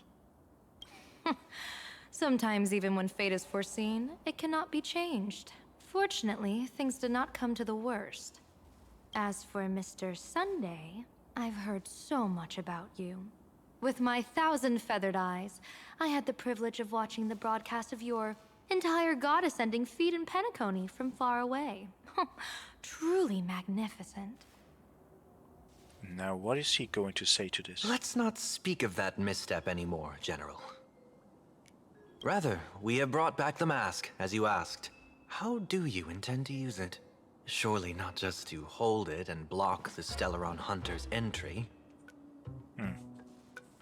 I really hope that we get more insight into Sunday. Because I think I said it before, that I don't think he is so far written that well. I feel like he really needs some kind of redemption arc. That was the plan, but from one cause spring 100 outcomes. Now that the mask is in my hands, there are many possibilities. What do you say about using it to lure Blade here and strike him down together? Or perhaps I could wear the mask myself and personally compete in the Phantom Moon Games. That'd be interesting, right? I mean, that is what you want. Each mask used is gone for good. The Stellaron hunters will be left with a real headache. That'd be truly killing two birds with one stone. Well, knowing about the scripts of Elio, there is, I guess, an interesting conversation to be had about if you foresee something through divination or through others, or through other means, and that something then gets interfered with by another person. Wouldn't you also potentially foresee that, potentially, depending on what kind of actual knowledge you have, or what kind of actual prophesies, or like what kind of prophetic powers you have, what kind of things you actually see? It's an interesting thing to have two factions being able to employ things like this to foretell the future a little, and from that point make decisions. But if these two sides clash, which future that is foretold will actually take place, right? Or will they both be true because they both realize that, oh, the other side is interfering with us, but actually this will work out in our favor anyway because of this and this. right? It's an interesting little thing. But I mean, we already know that it's probably not going to really interfere with the Stellaron Hunters. Right? We already know Blade and Silver Wolf are coming back and will be doing stuff. So, well. Madam Yao, this is deadly business. It's no laughing matter. I mean, it is very much a laughing matter because we are competing for Aha's little game. Deadly. Miss Ting-Yun, that is exactly why I am here. Not to put Blade in his grave, that is. His ties to the Xianzhou have long since frayed. There was no need for me to snatch someone else's assignment and come here only for his sake. Snatch someone else's assignment? So the Xianzhou envoy was supposed to be someone else? To be frank, this journey to Plain Arcadia was meant for Jingyuan, the divine foresight. The Luofu Cloud Knights recently returned from the great battle against Iron Tomb, and the honor should have been his. Yet, before his departure, I cast several divinations on all parties involved and received this result. Yao Guang's divination. With the hunt as the primary subject, the divination reads as follows. The hexagram resolves as fire. The change occurs at the 4th line. It comes without warning, incineration, death, abandonment. This is truly ominous. With the preservation as the primary subject, the divination reads as follows. The hexagram resolves as heaven. The change occurs at the 4th line. One may leap or remain in the depths with no fault incurred. Advance and retreat according to circumstances, and you shall remain untroubled. With the finality as the primary subject, the divination reads as follows. The hexagram resolves as earth. The change occurs at the top line. Dragons clash amongst the wilderness, their blood staining heaven and earth alike. This is a portent of bloody conflict. Why would Stellaron hunters be marked by such an omen? Could it be connected to the former High Elder? With Plain Arcadia as the primary subject, the divination reads as follows. The hexagram fluctuates between earth and fire. The change occurs at the top line. Neither fully luminous nor wholly obscured. It rose to the heavens at first, only to descend back into the earth. What does this even mean? Joy turns to sorrow. With the fate of the next 10 days as the primary subject, the divination reads as follows. The hexagram fluctuates between heaven and thunder. The change occurs at the 5th line. For those who represent morals and virtues, no remedy is needed for good fortune to follow. So there are more big shots to come. Just how many more surprises are waiting for me? So the important part up there, incineration, death. Jingyuan was supposed to die according to what Yao Guang sees. Incineration, death, abandonment.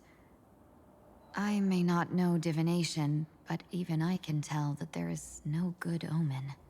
Unfortunately, the two top diviners of the Yuchui and the Luofu, in other words, my junior sorer, Fu Xuan, and I, cross-checked each other's extrapolations and came to the same astonishing conclusion.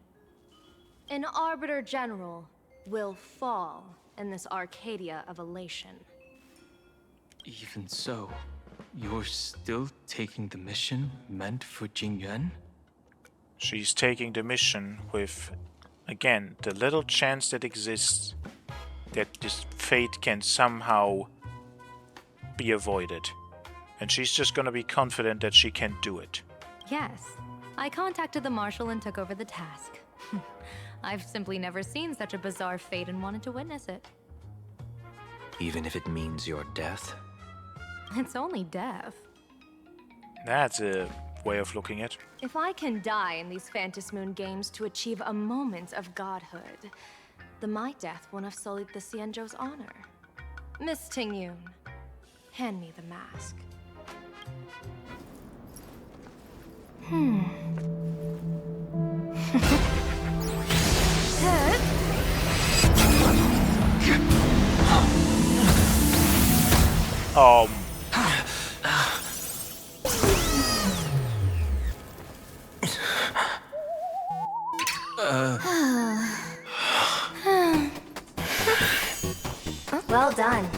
hit your fitness goal. Another active and fulfilling day.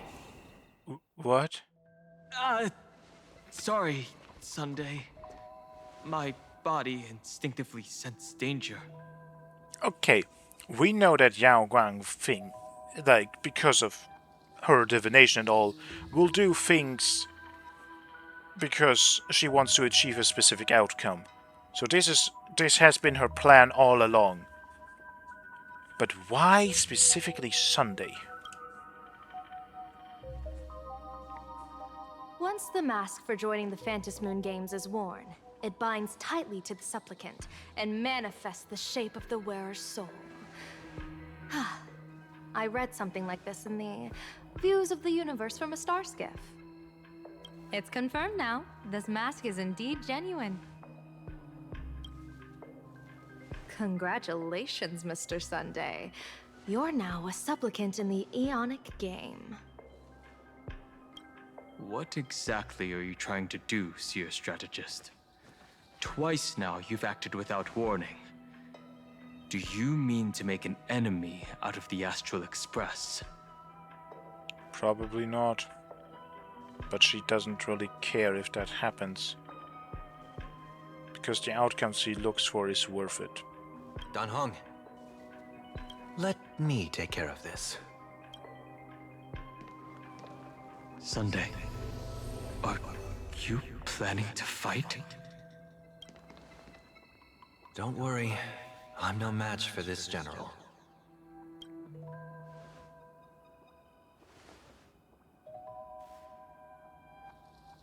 General Yao Guang, how do you pierce my thoughts? I ran a check with my tuning, and there were no signs of any outside intrusion. They say a diviner can't read hearts. I call that the excuse of mediocrity. Mr. Sunday, you're fascinated by the Phantom Moon Games. You even wondered, what if I wore this mask? Didn't you?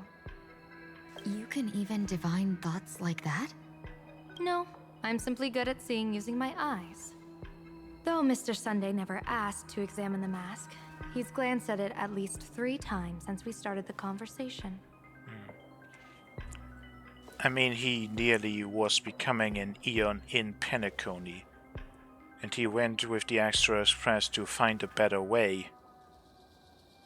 And if the Phantom Moon Games actually would reward you with your wish, he doesn't know what exactly would be the thing he wishes for, he just knows that he wishes for something. So yeah, this might be a thought that could cross his mind. Given the character and manners of someone as noble as him, I can't think of any motive for this action but genuine interest. Sunday? Yes, I did think of it. For a moment, I even considered putting it on. So, I merely gave you what you desired. This is no trap. It's just an unexpected gift. During the Phantom Moon Games, I'll give every ounce of aid I can to help you seize your chance to have an audience with the Eon. General Yao Guang, as far as I know, throwing out heavy profits first is usually a lure to make others lose. We've only just met. I don't understand why you'd go this far. Why belittle yourself? Every move I've made is to carve a sliver of possibility from the impossible. But you're not telling other people. So it's a bit difficult to trust you when we're not knowing, like, no one knows what your actual plan is outside of yourself. And you're just kind of throwing it onto people. And again, fake it till you make it. She's just being confident and being like, hey, trust me, this will work out. But like, we don't know what she's actually wanting us to do. With my eye of Ishvara, I see you're the only one in this land who doesn't need to do a thing for me. Simply acting on your own will can bring change. Your own will. Indeed.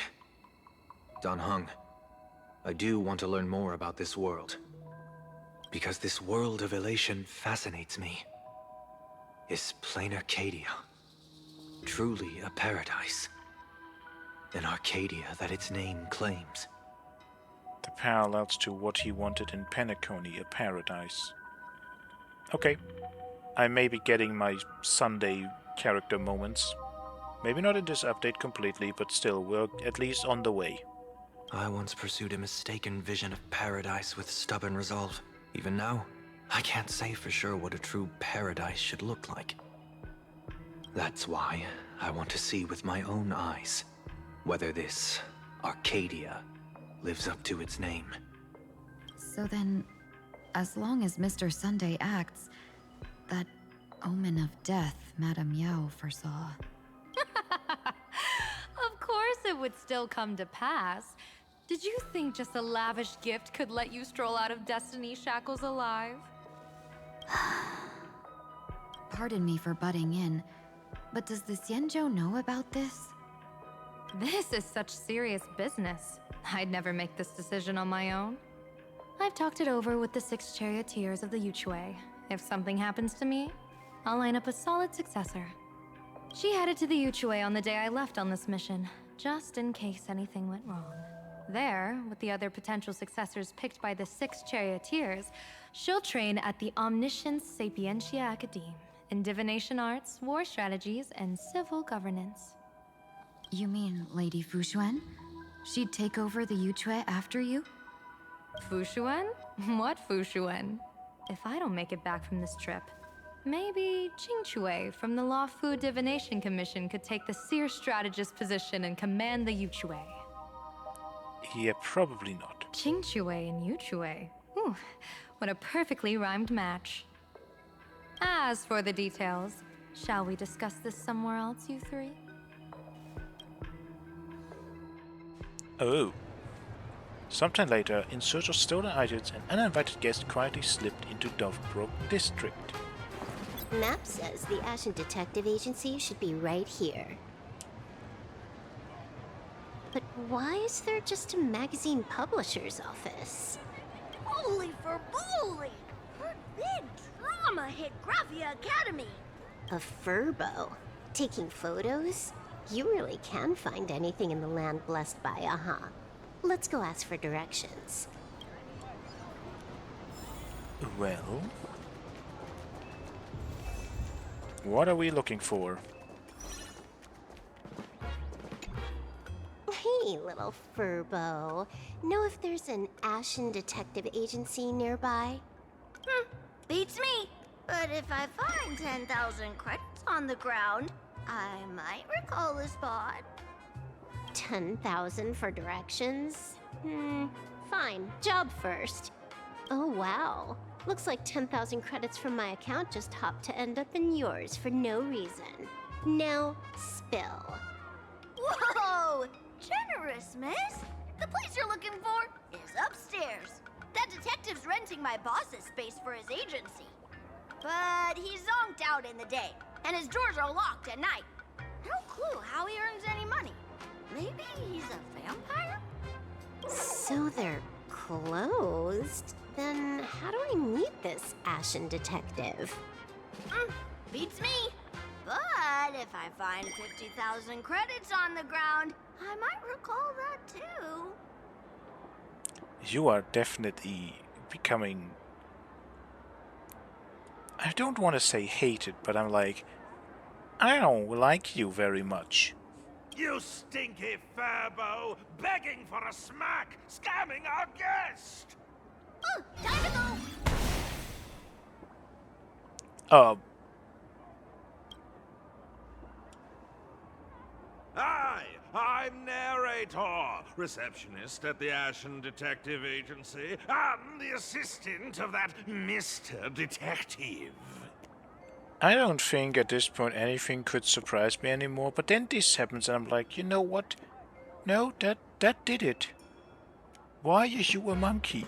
Narrator, what sane person gives their pet that name? That would be the dude upstairs. By the way, that mangy furbo didn't fleece you, right? It did. A full 10,000. Do you want me to catch that sneaky furbo for you and get your money back? Nah, save your breath. Got it fixed. Money's back in my account, plus the last 26.5 credits from that guy's account balance. Well, that is not surprising. Oh, not bad, Punklordian hacker. You seem pretty knowledgeable. So, would you mind showing me the way? This way, please, Ms. Hacker. And of course, we are going... Sorry, but you will have to take a side path. The landlord of this magazine office fled to dodge his debts, and creditors have been storming in one after another. In the end, Mr. Detective sealed the front door entirely. Sure. Why are we only using side paths? Form switch, bow. A new form imbued with special power. Press the ability button to shoot arrows which interact with mechanism, picks, coins, and other objects. Which we already have. So, but there's even a shooting not button. to do switches. That's interesting.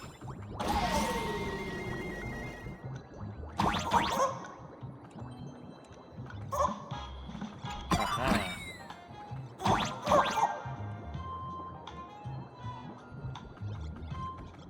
Why are there so many furbos? They're all employees of this magazine company. Okay. This little one here is March on the right. Then we have Himiko, Trailblazer, Danhang, and the one we can't really see is Welt. They're cute.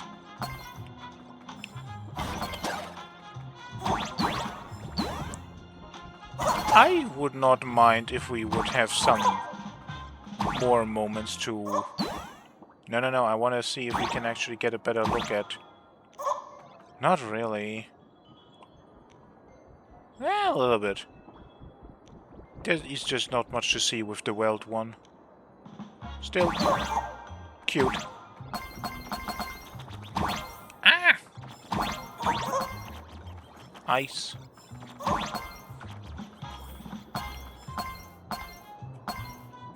What the hell are you doing in there?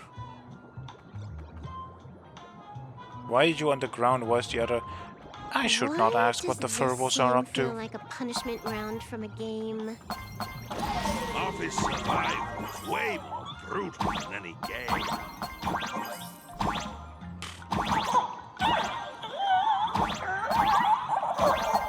I am terrible at platforming. Ah. Oh wait, this is why we can't just... We're just supposed to shoot.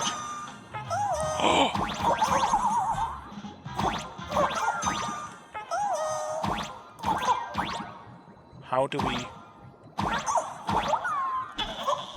How do we get there?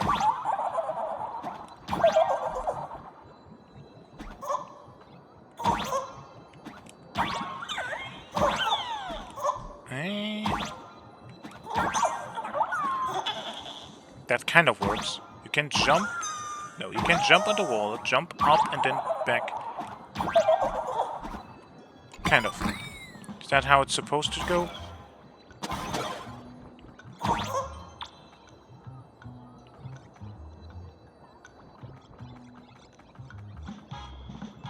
Well, there's nothing here, or is there? No, it's just back here. Okay. There are secret walls in here. Goodness. Now I have to really figure out if we have to do all of them again. I mean, probably not.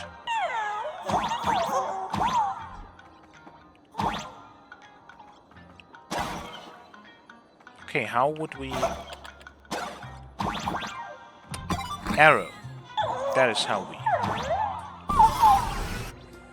So, this is where the detective lives? Yes, his office and living quarters are one and the same. It is a little shabby, I admit. At this hour, he is probably fast asleep. Visitors here are rare indeed. Visitors being rare. That really does sound a little sad. Please, come with me. I will wake him at once. Well, let's see what this is about. No one seems to be there. Time to get up, Mr. Ashvale. He's actually a vampire. How many times do I have to say it? Just leave the delivery at the door. To disturb my sleep? Mr. Ashvale, this lady is not here for food delivery. He's a vampire that sleeps in a freezer. Not a coffin, a freezer. Why?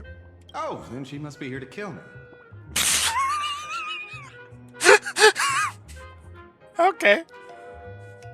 Sadly, not that either. What do you mean, sadly? What do you mean, sadly? Exactly. Not here to deliver food and not here to kill me. How strange. Oh, then you must be a client. You are here to hire me for a case.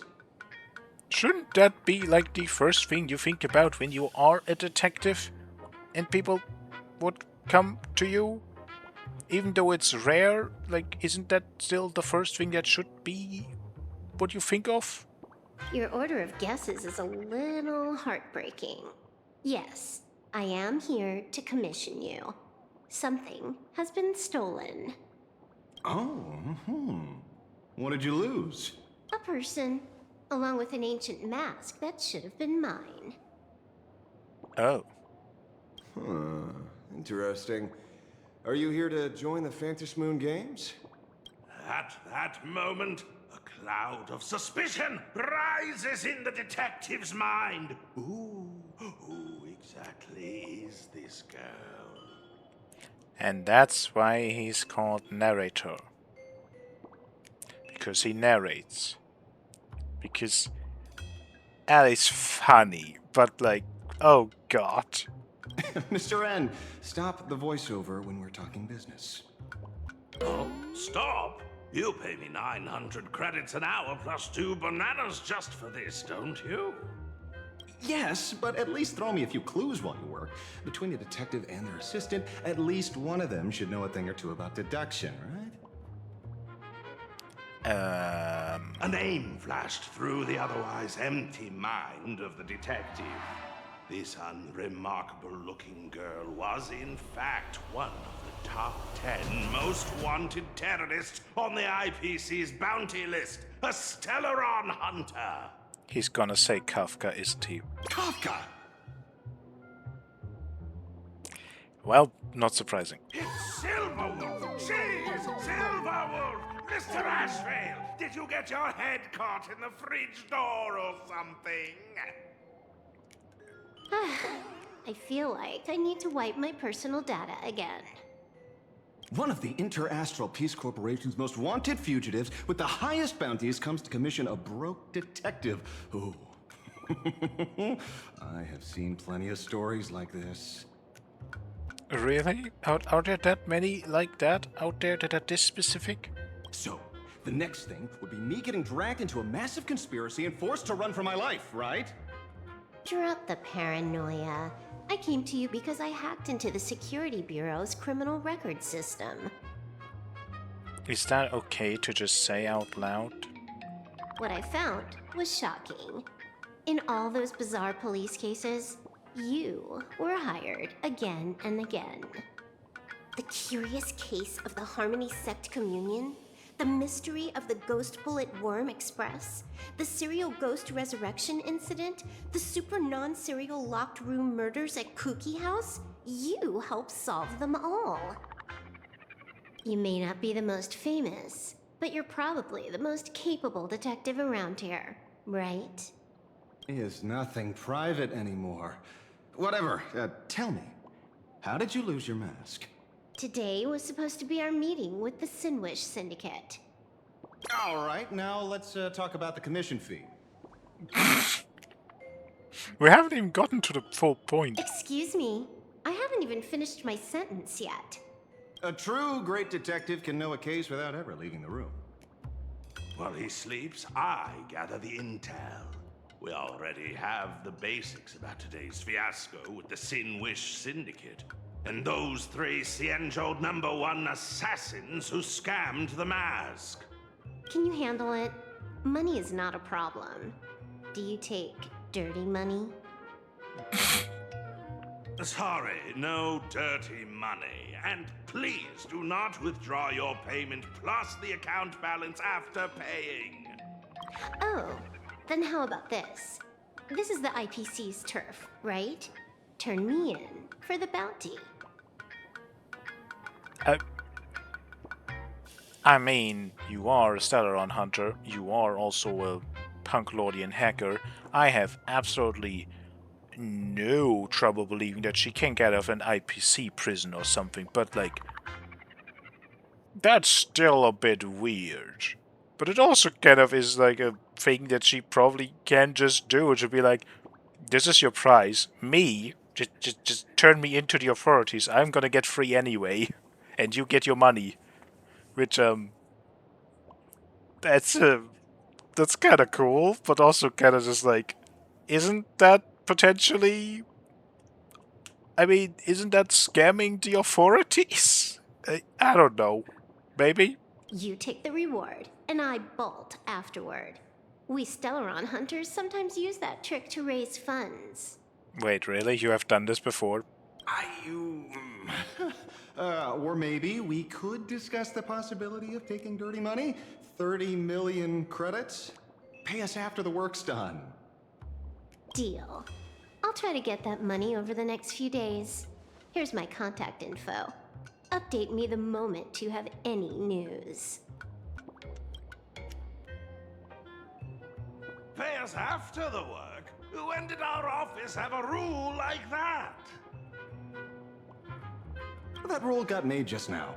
Oh, my dear Mr. N, did you truly want to take dirty money? I have come up with another way to make money. Let me reach out to a certain big shot first.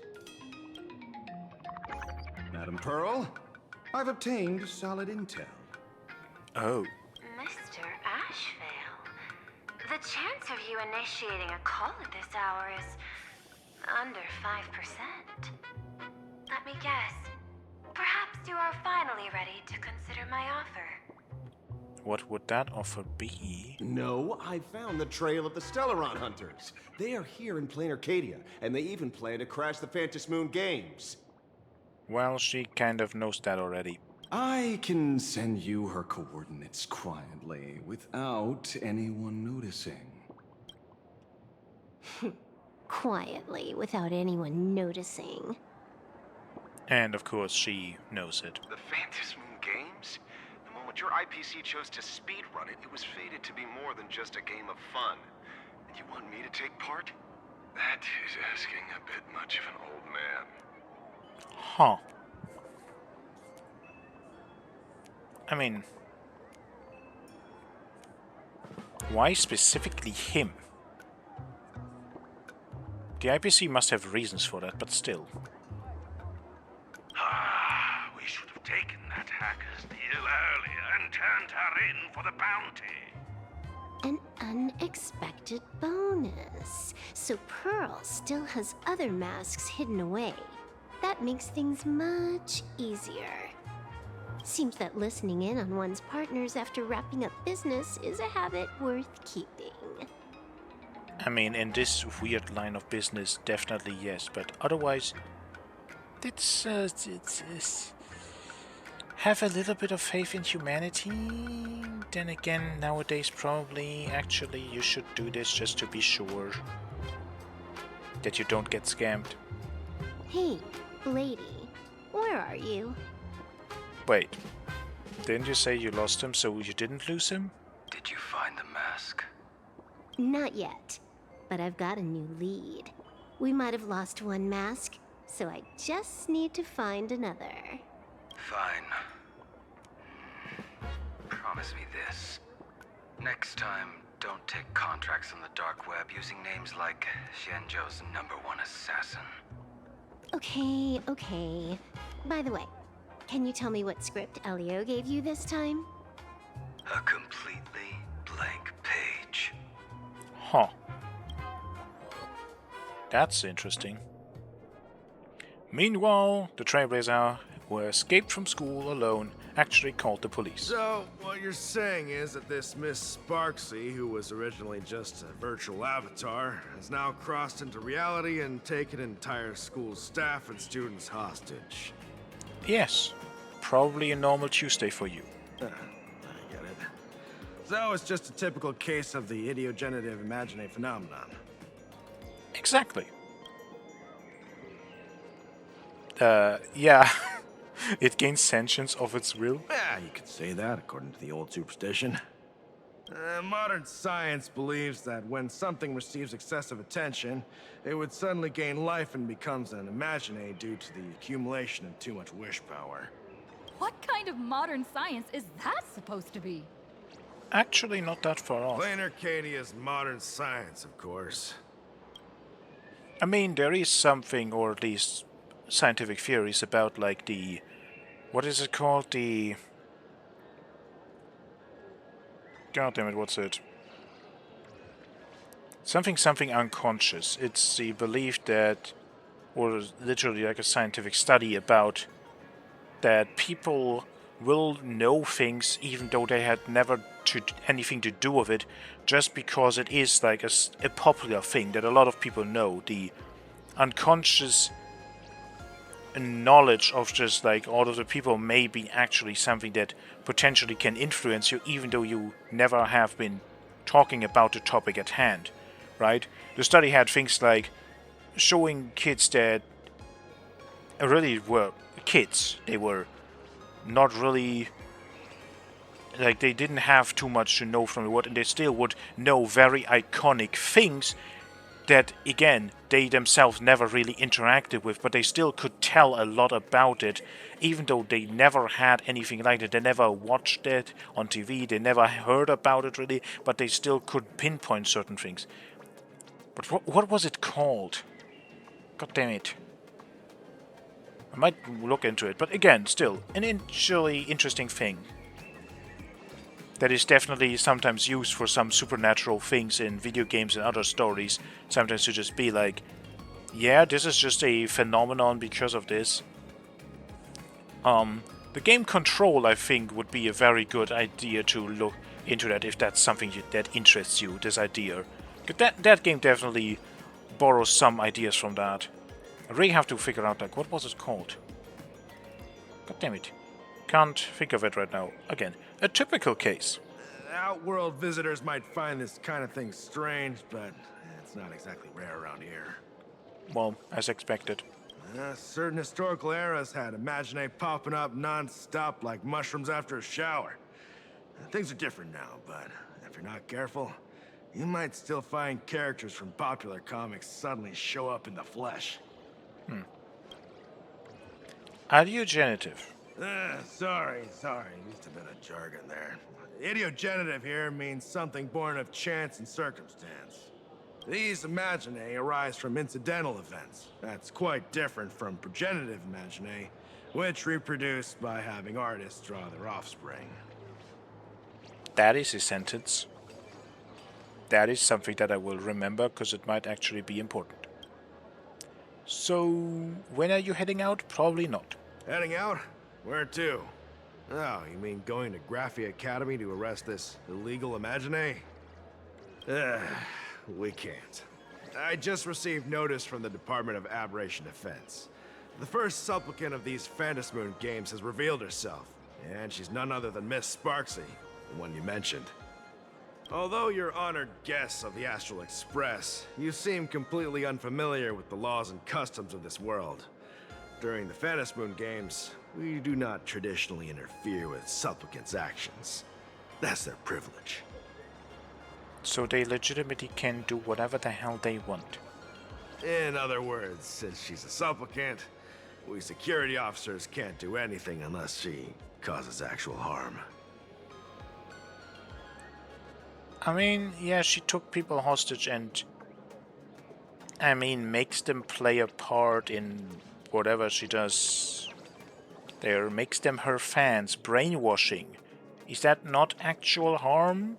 If it is actually, like, you know, potentially using supernatural forces to influence people's minds, would that not be something that could be considered actual harm? He's saying she took a school hostage, but the intel I have says otherwise. And what does that intel say? Oh, right. The news broadcast is about to start. Care to watch? Hello, everyone! Welcome to Full Wish TV's special news segment, Arcadian Morning Report. I'm your host, Poofy. Hi, everyone. I'm your host, Snowy. What? We've entered year 1999 of the Arcadian calendar. What an exciting time! Just one more year until the new millennium. Over 500 years ago, a famous prophet made a prediction. In year 1999, a terrifying devil will descend from the sky. Will this prophecy come true? Can Plain Arcadia safely make it through this crucial year? That's an interesting prophecy. You idiot! Are you cursing our viewers? They didn't tune in to hear your fear-mongering nonsense. Just read the news and stick to it. Yes! Incredibly, after just 15 years, the Phantasy Moon is full again, and the time for the Phantasy Moon Games is upon us once more. Surely a blessing from the Master Relation upon us, Arcadia! Which supplicants will appear in these Phantasy Moon Games? And what mind-blowing miracles will they bring to everyone? With permission from the Department of Aberration Defense, we'll be following and reporting on the Phantasy Moon Games from start to finish. Just now, the first masked supplicant has appeared. How intriguing! Who are they, and where did they come from? Let's take a look. Wow! Internet famous streamer Miss Sparksy announced 2 hours ago that she's donning a mask to become a supplicant. The Department of Aberration Defense has confirmed the news is authentic. As an ideogenitive imagine, Miss Sparksy's birth wasn't approved by the Department of Aberration Defense. But that hardly matters at this point. What sort of miracle does this live streamer plan to produce during the Phantasy Moon Games? Let's switch over to her stream and see.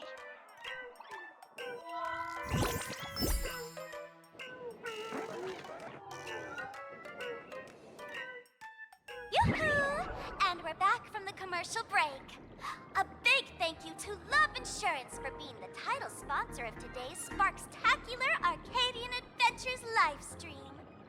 One person, 1,000 faces. 1,000 faces, one person. Who will Sparksicle become today? Ta-da! Time for the big reveal! Everyone, follow along with Bean Sparksy of Graphia Academy as we check out how our new transfer student is settling in. Marge, say hi to the camera. Sparksy, don't you dare mess with me. I, March, am not someone you can easily push around. I'll have you know I'm the disciple of General Jing Yuan of the Luofu and General Huayan of the Xu Ming. I've undergone rigorous Xianzhou sword training. Others might fear you, but I sure don't. My, Marge seems quite worked up.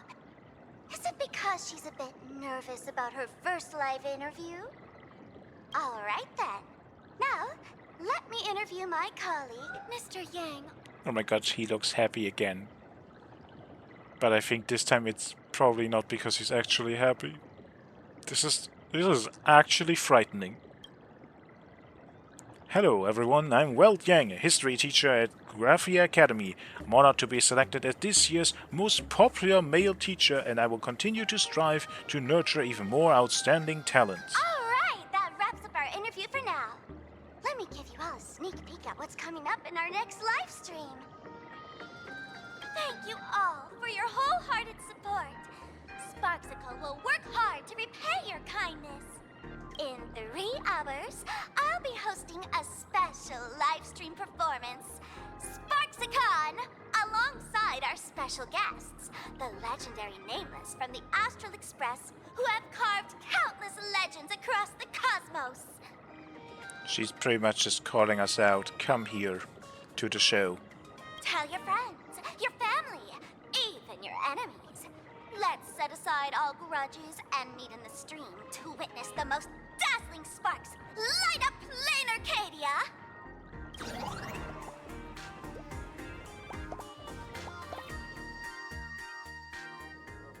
Now, see, Miss Sparksy was just doing a program with your friend. It's fine, really. What kind of program is this?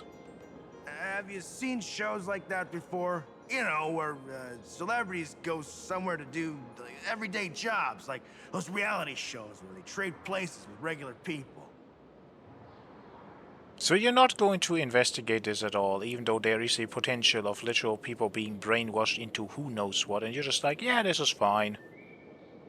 Not my job. I mean, your society has not fallen apart yet, so I guess it works somewhat. She picked Graphia Academy as a target. That school had its fair share of trouble 15 years ago, too. Do tell.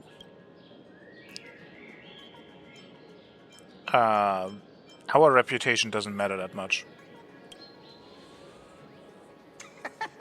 So these are the nameless of the Astral Express? That's hilarious! I heard they're supposed to be great heroes who saved other worlds. Look at them now!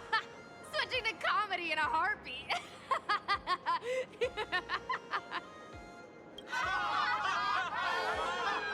While other spectators in the plaza laugh joyfully, you can't shake off the chill creeping over you.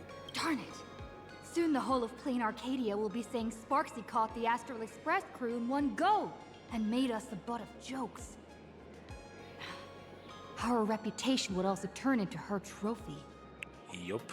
Oh, right. Please keep this Phantasmoon Games emergency response guide safe. Some sections in it might come in handy. So you know that there could be certain emergencies. And you're still just letting it be. Phantasmoon Games Emergency Response Guide. During the Phantasmoon Games, numerous unpredictable aberrations and incidents will occur throughout Plain Arcadia due to the factors such as miracles offered by supplicants, oversaturated wish power, and concentrated generation of aberrant disasters. All local residents and off-world visitors are advised to remain calm, stay tuned to news reports from the Department of Aberration Defense, steer clear of dangerous zones, and safely enjoy the Phantasmoon Games. Should you encounter any emergencies, please refer to the response guidelines, which can greatly improve your chances of survival. Why do we need chances of survival? That doesn't sound safe.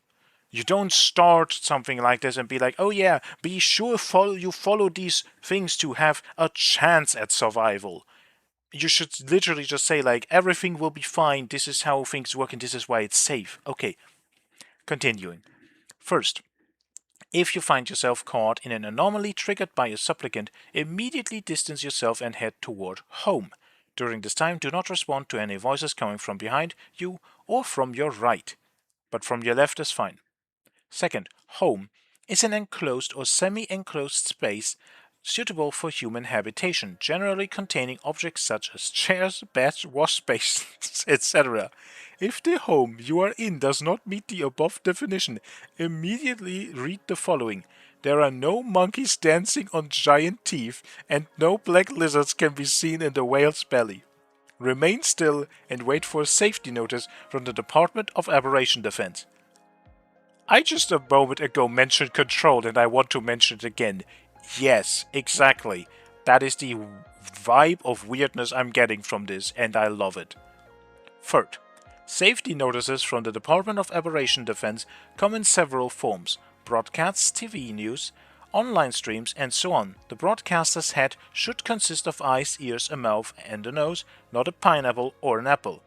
Related report: masks of elation were stolen by the Riddlers. Nouns and verbs in the cognition of ternary city citizens have been swapped, causing mass chaos. Perpetrators still at large. 15th. If you lose your way and find yourself within a supplicant's sphere of influence, you can take refuge in a nearby fragment of the world in Canvas. But please note, in the vast majority of cases, Canvas fragments won't talk, won't laugh, and have no teeth. Again with the teeth. 16. The safe zone at the edge of the world in Canvas retains close to reality 3-dimensional coordinate axis. If you notice your body starting to become 2-dimensional, immediately turn back the way you came. That's also a great thing. 30. Objects that fall from the sky en masse are usually rain. Rain is a collection of water, not candy, and definitely not vintage flip phones. If you encounter a similar phenomenon, do not answer messages from the candy. Do not eat the phone. That probably is on purpose, that it's not the other way around, but that's funny. Yes, okay. And 31. A joke is a piece of information designed to induce laughter and does not possess the ability to move. If a joke claims it's heading to its friend, the refrigerator's wedding, to steal away its electric toothbrush bride, please board the nearest science fiction novel and get out of there. Related report. A masked fool exploited the gift of the laughter to create infinite improbability phenomena in Rainbow City and was subsequently taken down in a joint operation by the Tavern and the Department of Aberration Defense. Okay. 102. If you happen to get trapped inside a television, stand as close to the screen as possible to maximize your on-screen presence. When you hear children's songs being sung in chorus around you, whatever you do, do not sing along. 103.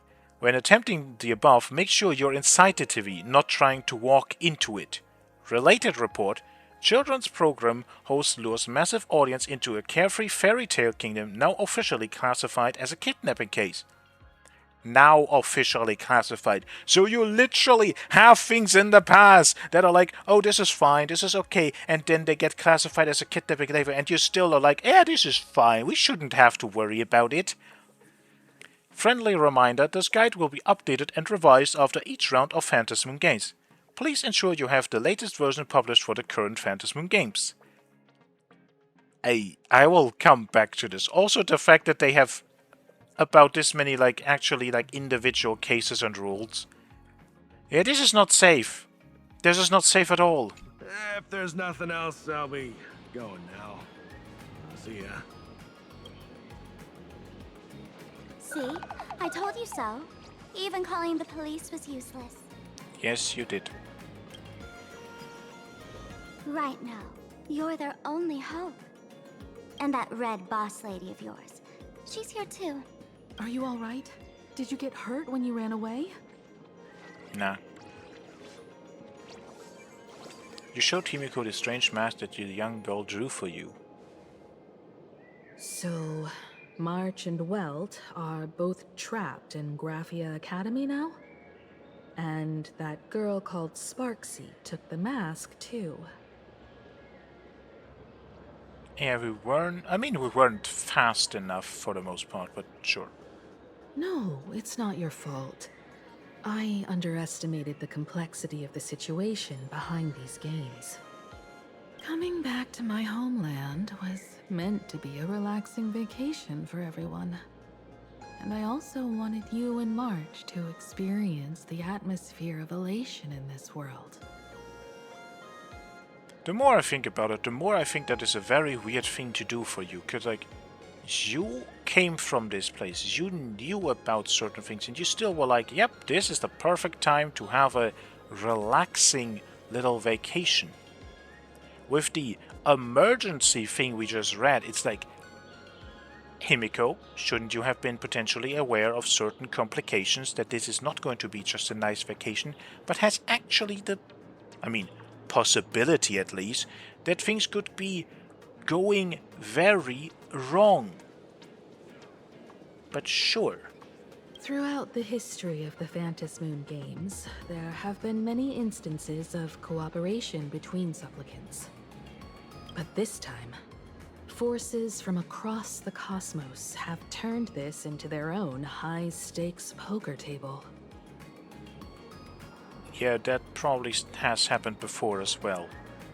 Rather than honoring the elation, these players are far more eager to savor victory for themselves, itching to knock everyone else out of the game. Sparksy is one such troublemaker. We can't let her get away with this. Yeah, should we head back to the school, or do we have another plan? It's dangerous to rush back to school on courage alone, when we don't know what Sparksy has done and what she's planning to do. For every supplicant, there are 3 key acts that must be completed once the Phantasmoon Moon Games begin. The roll call, the miracle, and the promotion. Okay. Sparksy has completed the roll call. She took the mask and declared her entry into the games, drawing everyone's attention to the news that the first supplicant has appeared. Next, she must strive to make a miracle happen, bear the people's wishes, and answer with a great feat. She's probably going to answer the wishes of her fans, which are, as far as we see it now, brainwashed people that are dancing to her tune anyway. If I'm not mistaken, Sparksy is waiting for us to walk right into her trap. For her, there couldn't be a better opponent than the Astral Express for this first battle between supplicants. What could be more earth-shattering than defeating a renowned cosmic hero on a battlefield of her own meticulous design? So here's the question, Sparkle. Based on what you know about this imposter, what's her real agenda for joining the games? Simply toying with and defeating the Express crew alone won't be enough. What kind of world-shaking miracle is she after? World domination. That's what I'm putting my money on. Sure, she's a fake. But she's still a fake of Miss Sparkle. Guessing won't get us far. If you ask me, we should check out the tavern. Might find some leads there. Yeah, you literally mean your tavern? The Masked Fool's headquarters. The World's End Tavern. That's right. How could we pull off something this insane without Miss Sparkle's prized collection I've been hoarding all these years? That imposter must have known this well. Before this operation, she definitely went to the tavern, using my name. Most fools can't tell the difference between me and that imposter. Or maybe they just don't care.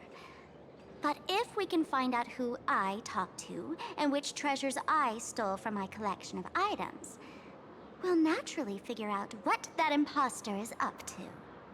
That's a good plan, but I can't let you act alone. Can you take both of us into the tavern? Take this business card. The address of the tavern is printed on it.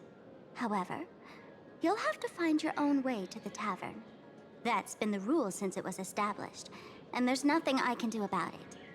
Since there's still time, I'll head out first. You two can come over when you're ready.